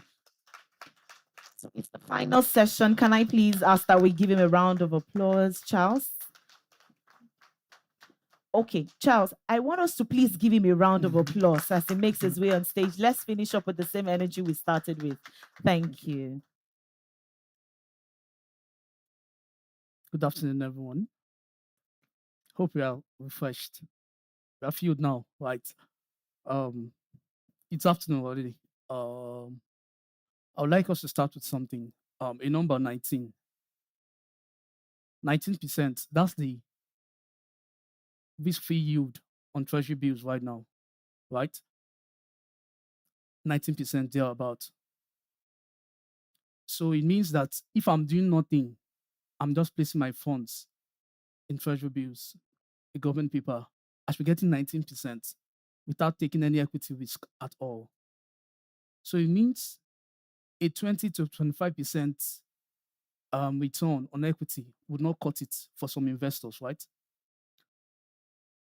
It wouldn't. This particular section or that particular fact is why we're having this particular section. It's more like a framework to show us what we need to do to generate alpha. What we need to do to generate alpha. It means that for you to have equity right now on your portfolio, it has to give you something way more, isn't it? It means for you to have equity right now in your portfolio, it has to give you something way more than the average government risk-free instrument is giving at the moment. So with that, I'll be taking us through the slides. Next slide, please. Okay, let me give a bit of background to help us land, to explain the regime we are in at the moment. We're in such a great time where the rates have repriced hurdle rates. Now, if you look at the last two auctions, T-bills, the last auction, I think that was the June 17th auction, closed around 17.34 in terms of yield. That should give you around 19%, right? Now, if you look at the last auction as well, somewhere around 17.35, the last one on July 31st or so. So what that means is that if you look at the data at that particular auction, you would see how funds have been flowing. Looking at the number of subscription to the allotment or amount on offer, you see widespread difference. The last auction, for instance, we had about over 3 trillion in terms of subscription at the last auction, giving you an idea that a lot of people want that safe investment at that 19%, rather than doing something risky that they don't know if they could get maybe a 20 or 25%. That is the way investors are beginning to look at it right now, right? So again, back to what I said earlier, I said for you to now have equity in your portfolio, it means that equity needs to give you something way more than the average T-bills is giving to you. Also speaking to inflation, aside from the last inflation that was in the month of June, since the start of the year down up to May, you see how inflation has been ticking up from 15.1% down to 15.93%, and the last one just dropped from 15.91%. It gives you an idea where people are beginning to look at the macros and how they can position themselves ahead of safe investment rather than a market they believe, some school of thought believe that market is already overvalued, right? Also, the competition has changed. Again, it used to be so much cash available and people are using it to, let's just buy equities. The equities market is doing well. Right now, the fixed income market seems as though yields are somewhat hovering around 18 to 19% levels, or those 9 down to 17%. But you're looking at that, right? So it's now stock market actually chasing against 19% free yield at auctions, not just cash seated somewhere. So that is why we are here, because it gives us a sense of the market. Right now, the equities market, what we are seeing is not a rotation, rather it's it's not a retreat, rather a rotation. You see people begin to rotate into names that they believe that their value, that there's enough valuation for them to eke out some values. They believe that They can rotate into some defensive stock. They will make money and all of those. That even though you are a busy trader, even though you have other obligations, you just have this framework. The framework can help you decide what stock to buy, what stock to sell, and what stock to hold. We call it the Zedcrest model selector. It helps you to be able to just quick work, input some numbers. At the end of the day, you get value for what you want. But before I move into that, I want to give us some data, and I hope we just follow through. Next slide. Okay. Between 2015 and 2025, the stock market had a total return, as if you invested in NGSAXI, of over 1,000%. Right? Total return. Again, I said total return. Over 1,000%. Now, if you had invested $1 million in 2015, right, at the end of 2025, that 1 million would have given you 10 million. That's 10x. That's what it means, right? You invested $1 million, it would have given you 10 million, 10x. But now, if you look at it in terms of hard currency, USD, you would laugh at the value you'll be getting. Now, if you had invested 1 million, then let's use the 10 million, right? 10x the market has done. If you had invested it as at 2015 up until this time, if you use the currency conversion as at then, I think it was somewhere around 185 or thereabout, right? You invest that money, then convert into USD. At the end of the day, you should be getting somewhere around 5,333 if you use the currency rate at that point in time. But now, the market did 10x, right? So it means that 10 million, if you have that 10 million and convert in 2025, the exchange rate was around 1,430 something levels. If you convert that 5,333 USD, would give you somewhere around 7,000 USD, right? That is when you leave it in Naira for 10x, the 10-year period, then you convert back to USD. It's giving you about 7,000 USD. Look at the funny thing. If you had taken that $533,000 and invested in S&P index, it would have grown to 18,000. Now, the illusion of the Naira will give you an idea that you've made money, 10x, right? Investing 1 million to make 10 million. You think you've made money. But if you look at the currency, right? If you look at the depreciation of the Naira over time, if I had taken that money to just invest in S&P 500 index, I would have gained 18,000. That 5,333 would have resulted into $18,000. So it gives an idea that currency depreciation actually eats into the gains of the capital markets. So when you convert into hard currencies, you begin to see the true value of investing. So it means that now more than ever, there is a need to be actually tactical in investing. There is a need to be actually tactical in investing. Beta is not enough. Just leaving your money in the index, leave it passively, right? It's not enough. You need something that would outperform the index, right? If you look at the volatility between the NGSAXI and the S&P 500, for instance, the NGSAXI had about 31.8% volatility within that period, while the X&P had about 15%, half of it, and even returned more. If you look at the Sharpe ratio of that, what it means is that for every 1 unit of USD invested, the S&P gave you 71 cents, but the Naira gave you just 17 cents. It gives you an idea with the massive volatility we are taking, yet we are not gaining enough return because of the currency depreciation. But if you had invested in USD around that period in time, right, in their market, you would see the difference. Now, this data is important not to talk down on the equities market, Nigerian equities market, but to give us a color, to give us an idea that now more than ever, we need something that will help us generate alpha and sustain that alpha over time. Because you are not just competing against the bear market itself. There's inflation. In fact, the example I gave was just USD currency. Imagine you had factored in inflation and all those things, becomes enormous. So one of the things this framework we intend to do, this deck, is to help us see where there is value, right? But next slide, please.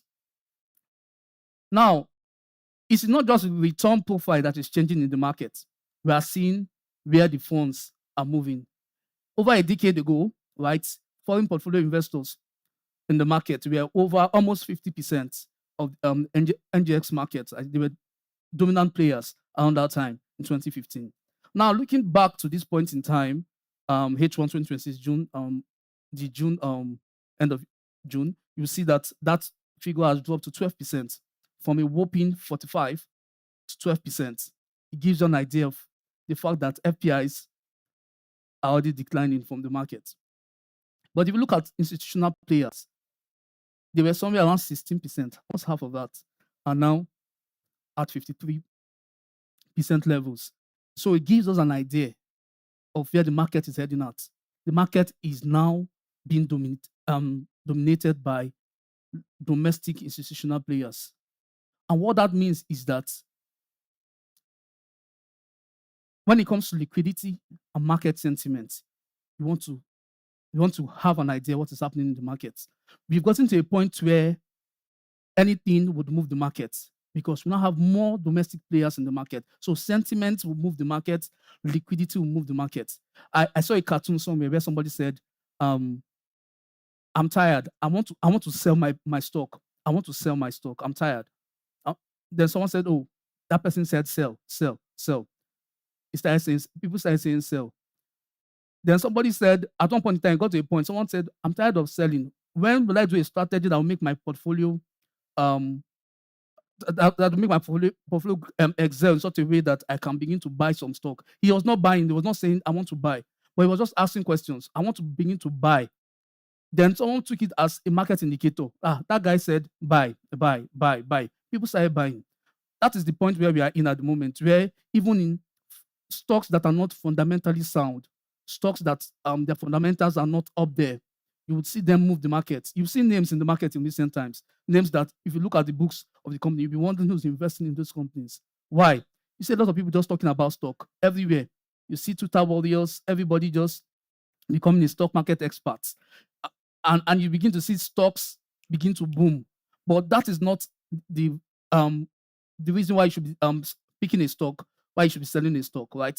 There are other things involved.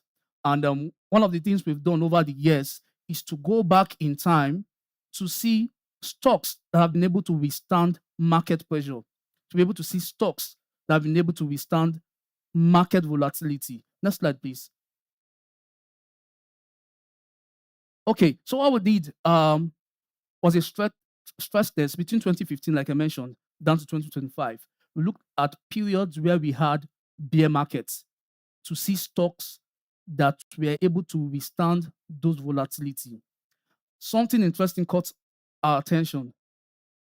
The pullback we saw post-bull as 2018 decline, markets declined severely, losing about 27%, right? Just imagine, now let's look at the current one now that you know of. Look at the market peaked in May, right, to about 60 to 65% level. But what happened in the month of June? It lost about 8% on the NGX, 8%. That 8% alone is about 13.3 trillion wiping off from the NGX. 13.3 trillion wiping off from the NGX. Now imagine a time as at 2018 when the market was not even at this level. Market lost about 27% as at then. It was even supposed to be severe because in 2017 we saw market boom. So that market boom was what was able to shore up some of the volatility we saw in 2018. It gives us an idea that there will always be period of volatility in the market. Don't expect the market to just keep going up like a mountain. You'd always see it come down. That is always constant in the equities market. But how well positioned are you when the market begins to decline? Now we looked at a few stocks between 2015 down to 2018. We had, just to strip out outliers, we look at names that were there up to that period, about 129 stocks. And what we found was very interesting. Next slide. Within the period of market volatility, so what we did was those volatility period, you looked at some of those stocks that were able to withstand the market and were in the top 20% of top performing stock despite the volatility. Two names came out top between 20, that is, they've been able to and withstand 7 market bears, the bearish zones in the market.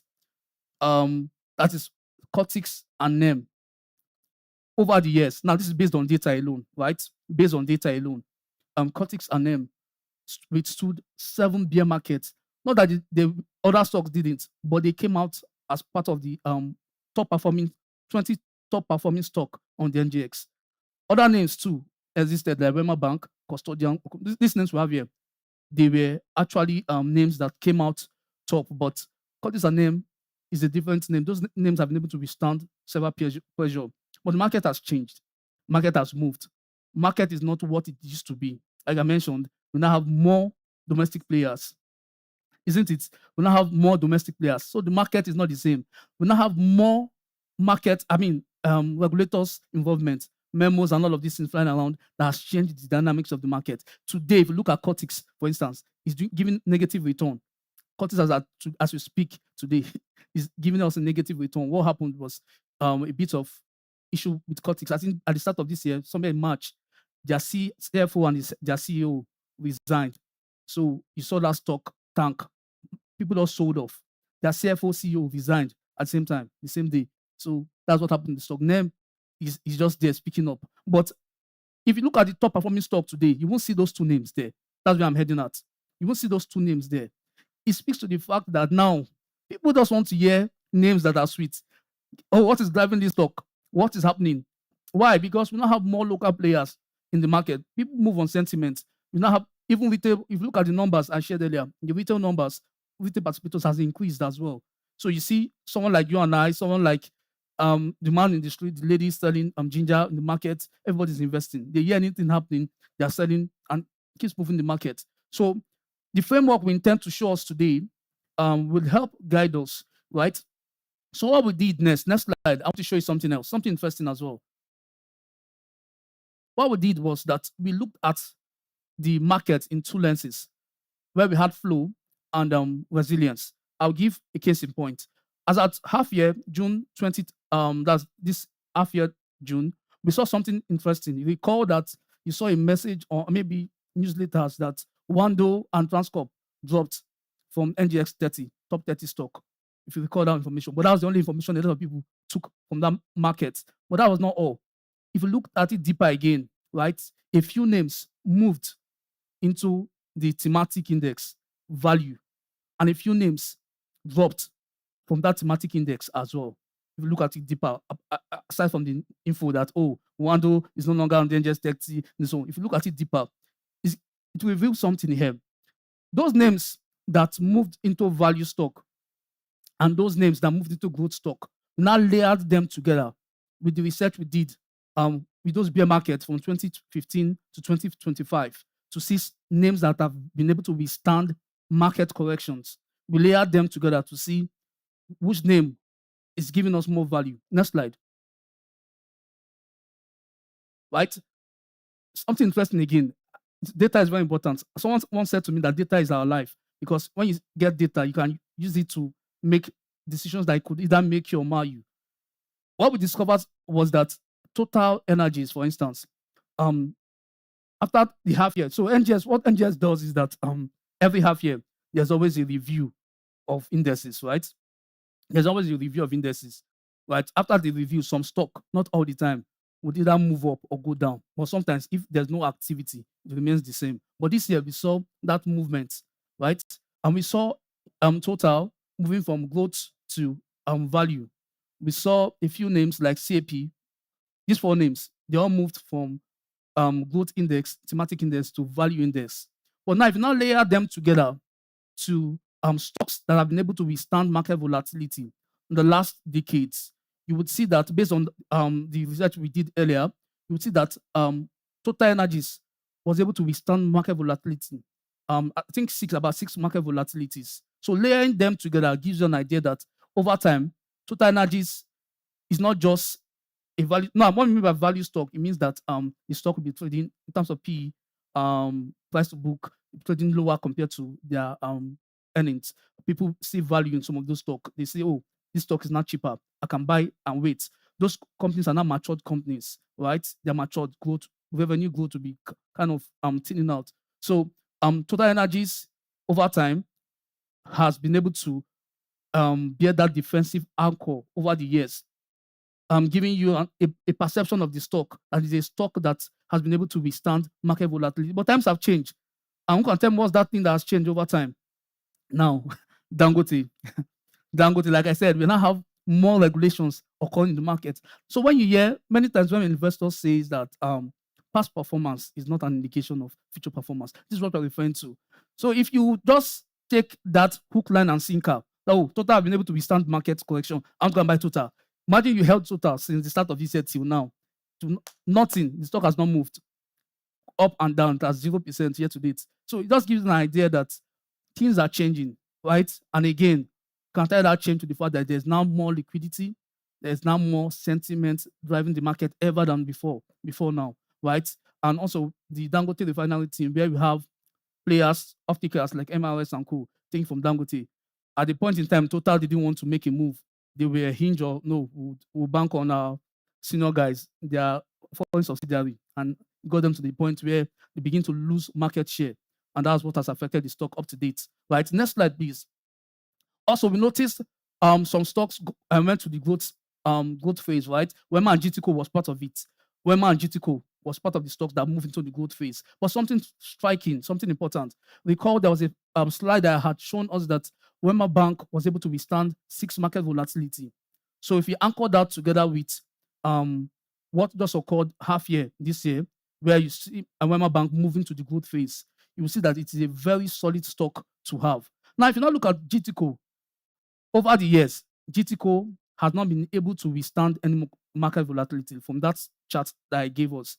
So we call GTCO a market follower. So if the market goes up, it's going up. If the market is going down, it's going down. But where there's a bearish market, they always decline. Out of the 7 market volatility we had, I think GTCO was able to, at one point, I think GTCO was the single one of the stocks that didn't trend in the market. It just followed those volatility. It gives us an idea that if you are just looking at volatility alone or growth alone or value investing alone, you may miss out on a stock. So what we do is try to marry both. We're looking at both growth investing and value investing to marry both. We're able to take position in stocks.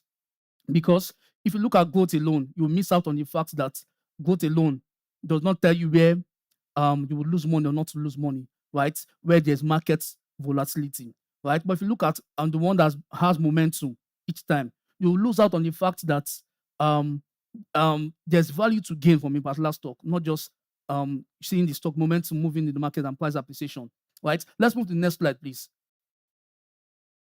So layering both, right? Both the growth and also value investing, you would see Wema and Total at that extreme end, giving us an idea of the fact that they are defensive anchor. I don't want to overflow this issue. Let's go to the next slide. Let's move to okay.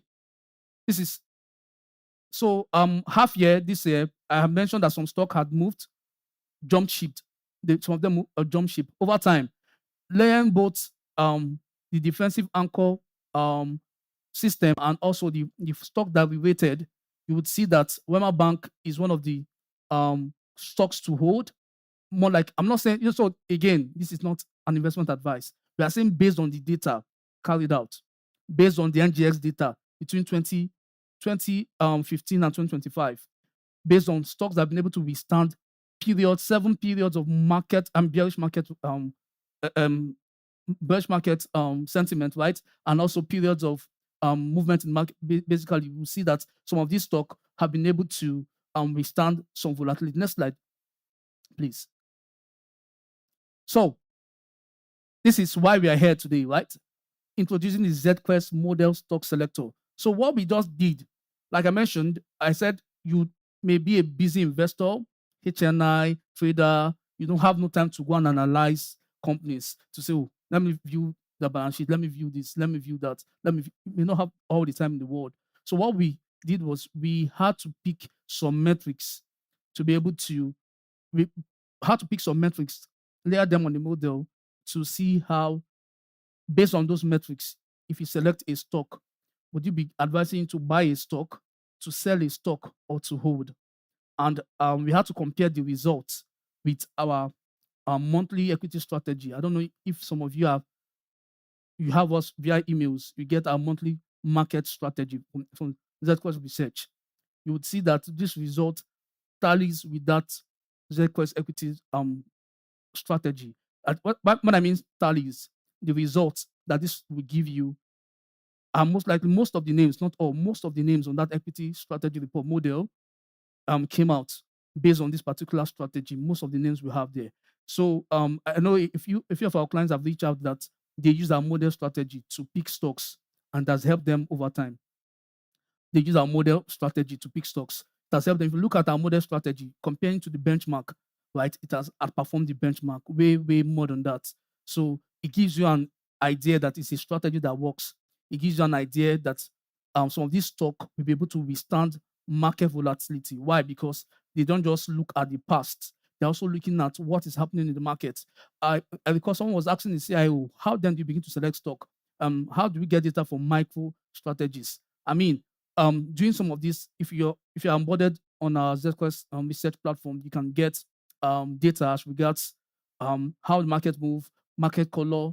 You get basically information in the market. But also, I think when we started the section, they had mentioned that we should fill in our names, our email address somewhere on the particular slide or so and submit. So it will help us get your emails where we can forward this model, right? What the model helps us to do, next slide.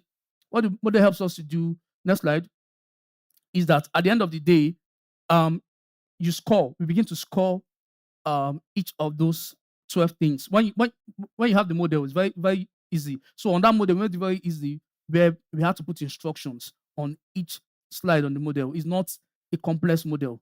It's a model you can pick today when you wake up. You want a stock, or maybe you have questions about a stock. Should I buy MTN or should I buy Dangote, for instance? Let's say the stock is on the market already. You just pick the Dangote, put some of those details, 12, just 12 metrics you need on that model. It scores it, right? At the end of the day, when it scores it, businesses that have score points between 11 to 12 means strong buy. You should buy. If you see scores around 9 to 10, it's just simply telling you should go ahead to buy the stock. Just like that, we have where you have to watch. You can buy at a discount.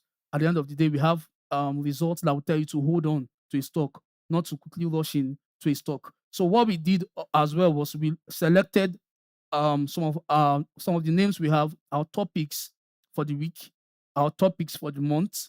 We selected some of those names as well, tried them to this model to see if it will be able to give us names that are actually moving the market or names that are actually performing. And the result was fantastic. We almost had the same number of names we have on that particular stock pick selection for the month. It gives us an idea that there are models that work. So this model again is to help you as an investor, to help you as an entity, to help you as an HNI, to help you that is a busy person, basically just impute some of those data and go back up, please.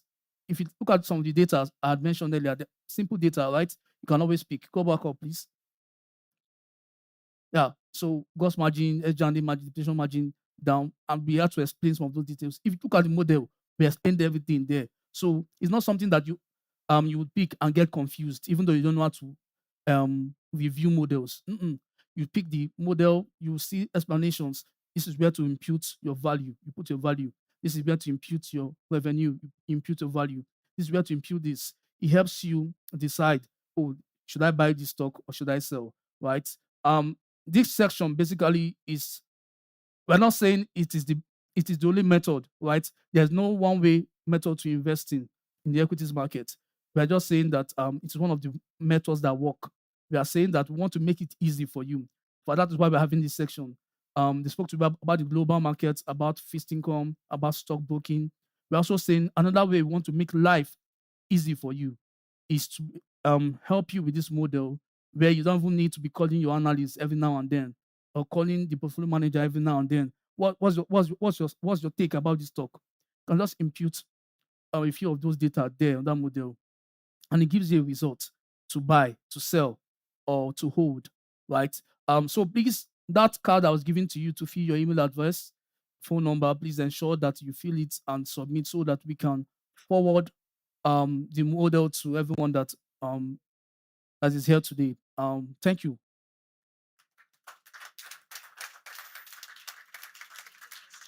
Okay.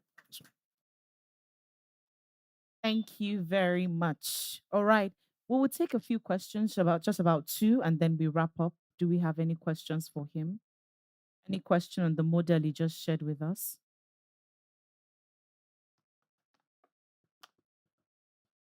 Okay, you have a question. Okay, sir. Please, a microphone. Thank you.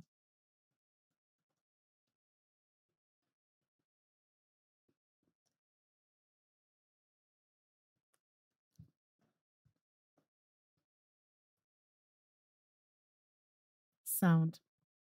My name is Akim Omotayo. I'm a board advisor to Zedcrest Wealth.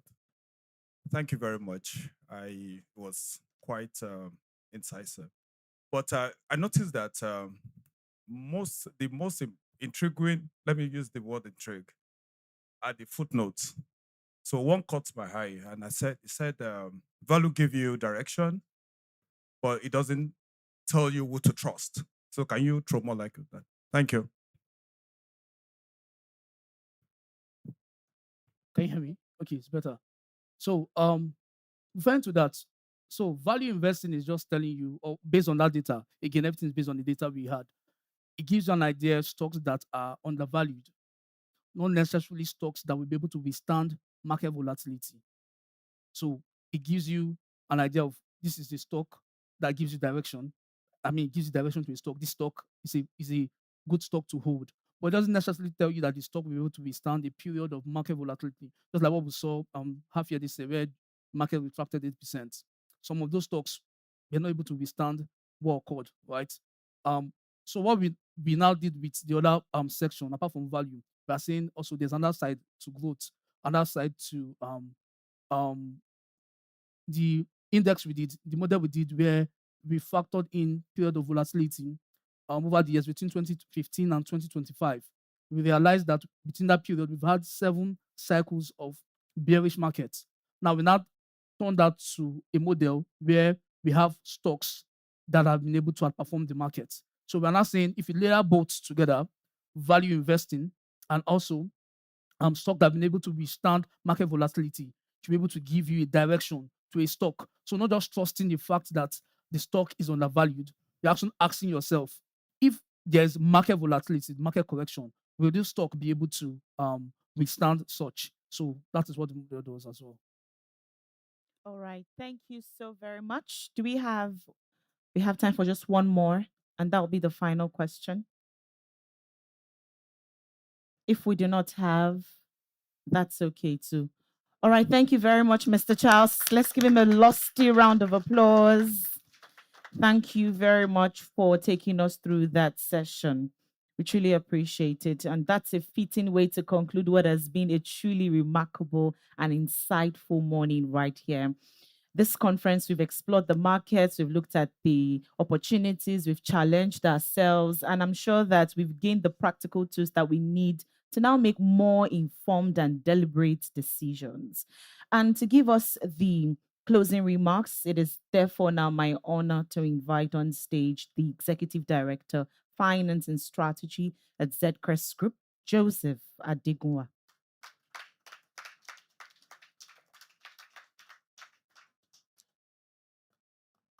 Thank you. So it's been a wonderful session since morning. To our distinguished guests, clients, and ladies and gentlemen, thanks for coming. We've gone through the outlook of the market, the equity market outlook, looked at opportunities in the real estate sector. We've also discussed around the macroeconomic variables. And we've also looked at the stock market and also opportunities where Zedcrest can give you margin lending for investing in the stock market. We've also looked at fixed income opportunities.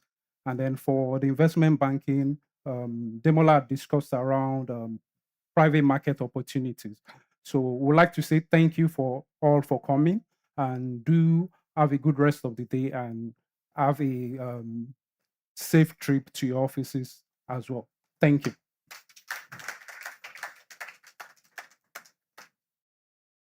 Thank you very much, Joseph. Thank you. And to give us the vote of thanks, I'd like to invite on stage the head, Brands and Communications, Zedcrest Group, Oyinkosola Adeboye, ACIM, as she comes to give us the vote of thanks. Yes, sorry. You know, it's my event, so sorry. Okay, I've been let's up and sustain the about. applause Yeah, for her sorry, till she sorry. gets on stage. Yes. Thank you so much, everyone, for coming. It's been a fantastic event. On behalf of the Zedcrest Group, on behalf of our management and our staff, we would like to say a very, very, very, very big thank you to all our clients and partners and stakeholders for honoring us with your presence in our first ever investor conference. Thank you so much. I mean, when we were agitating for the event, I remember that we were a little bit tense. Like, oh, are people going to come? Are they going to enjoy it? I was particularly complaining there's a lot of English. They're going to bore them. But I was so surprised when I saw that everybody was involved in the tournament. Everybody was interested in learning more, and that and that we're still here at this time for the event. Please, can we just give ourselves a really lovely round of applause? Thank you so much. Now, just before we go, sorry, I sort of ran.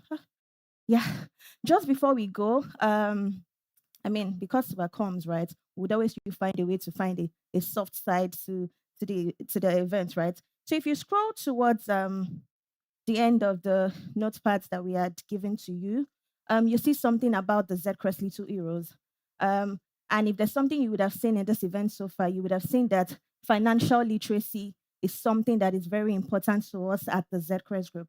Now, there's financial literacy at different levels. You saw the tournament that was beautifully executed by my colleague Joshua. We do that for students, we do that for institutions, but we've also created a new campaign for children. It's called the Zedcrest Little Heroes. Now, with this campaign, we launched 2 books. A financial literacy coloring book for children. Let me just open it quickly. So what you have is really just a coloring book. So instead of A for apple, B for ball, you have A for apple. You can buy apples with money. B for bank. A bank is where money is placed. C for cat, when you put things in a cart when shopping. So basically, what we're trying to do is, as little as they are from age 0, as they're coloring, let them start seeing little things that teach them about money. Now, when you go to ages 4 to 10, we have a storybook that teaches children about the value of money. So you have things like, oh, see, we even made it little heroes, separate superheroes, because they are heroes, right? You have things like savings. So stories about saving. Lucy learns how to save, or Lucy's friends were buying sweets in school. Lucy decided to save her money. Da da da da da. Now, why are we doing this? We're doing this because we want to teach children. We don't, you need to start learning about money early. Before you start earning the money, learn how to manage the money, right? So if you look at the flyer, like I had said, we're presently doing something where we are on a journey to ensure that every child in Nigeria is financially literate. So this is us telling you to please scan the QR code on the flyer. We're accepting donations. Like, you can join us, partner with us. Let's take financial literacy across Nigeria. So far, we've done 10 schools. We've educated about 3,000 children on the importance of finance. We want to take it nationwide. It doesn't have to be just monetary donations. If you have any links to any other states that we can take it to beyond Lagos, or you have any schools that we can go to, or you have, in your churches, anywhere that children can learn about money, we are pleased accepting those partnerships, both from a corporate level and from individual level. So you can please just scan the QR code for all the information you need to know. Thank you once again. It was such a lovely pleasure to have you at the Zcrest Group. We look forward to hosting you to more events, which we will be having from now on. But for today, I will just say a big thank you, everyone, and let's have a safe journey back to our homes. Thank you so much. Thank you very much. Please, let's give her a round of applause and the team that put this together. The first edition ever. Truly incredible. Very well done. And congratulations to you. Just a quick announcement. Again, your cards in your souvenir bags. please ensure that you leave it with any of our team members, because you get the access to the slides shared from the presentations in there. Again, it's important that you drop it. We thank you for coming out. Thank you for attending the first edition of the Zedcrest Investors Conference. And we do hope that after now, you're well equipped to make the right and better decisions. I am Gloria Babaride, and I thoroughly enjoyed serving as your compere today. I can't wait to see you at another Zedcrest event. Until then, good night, everyone, and enjoy the rest of your day.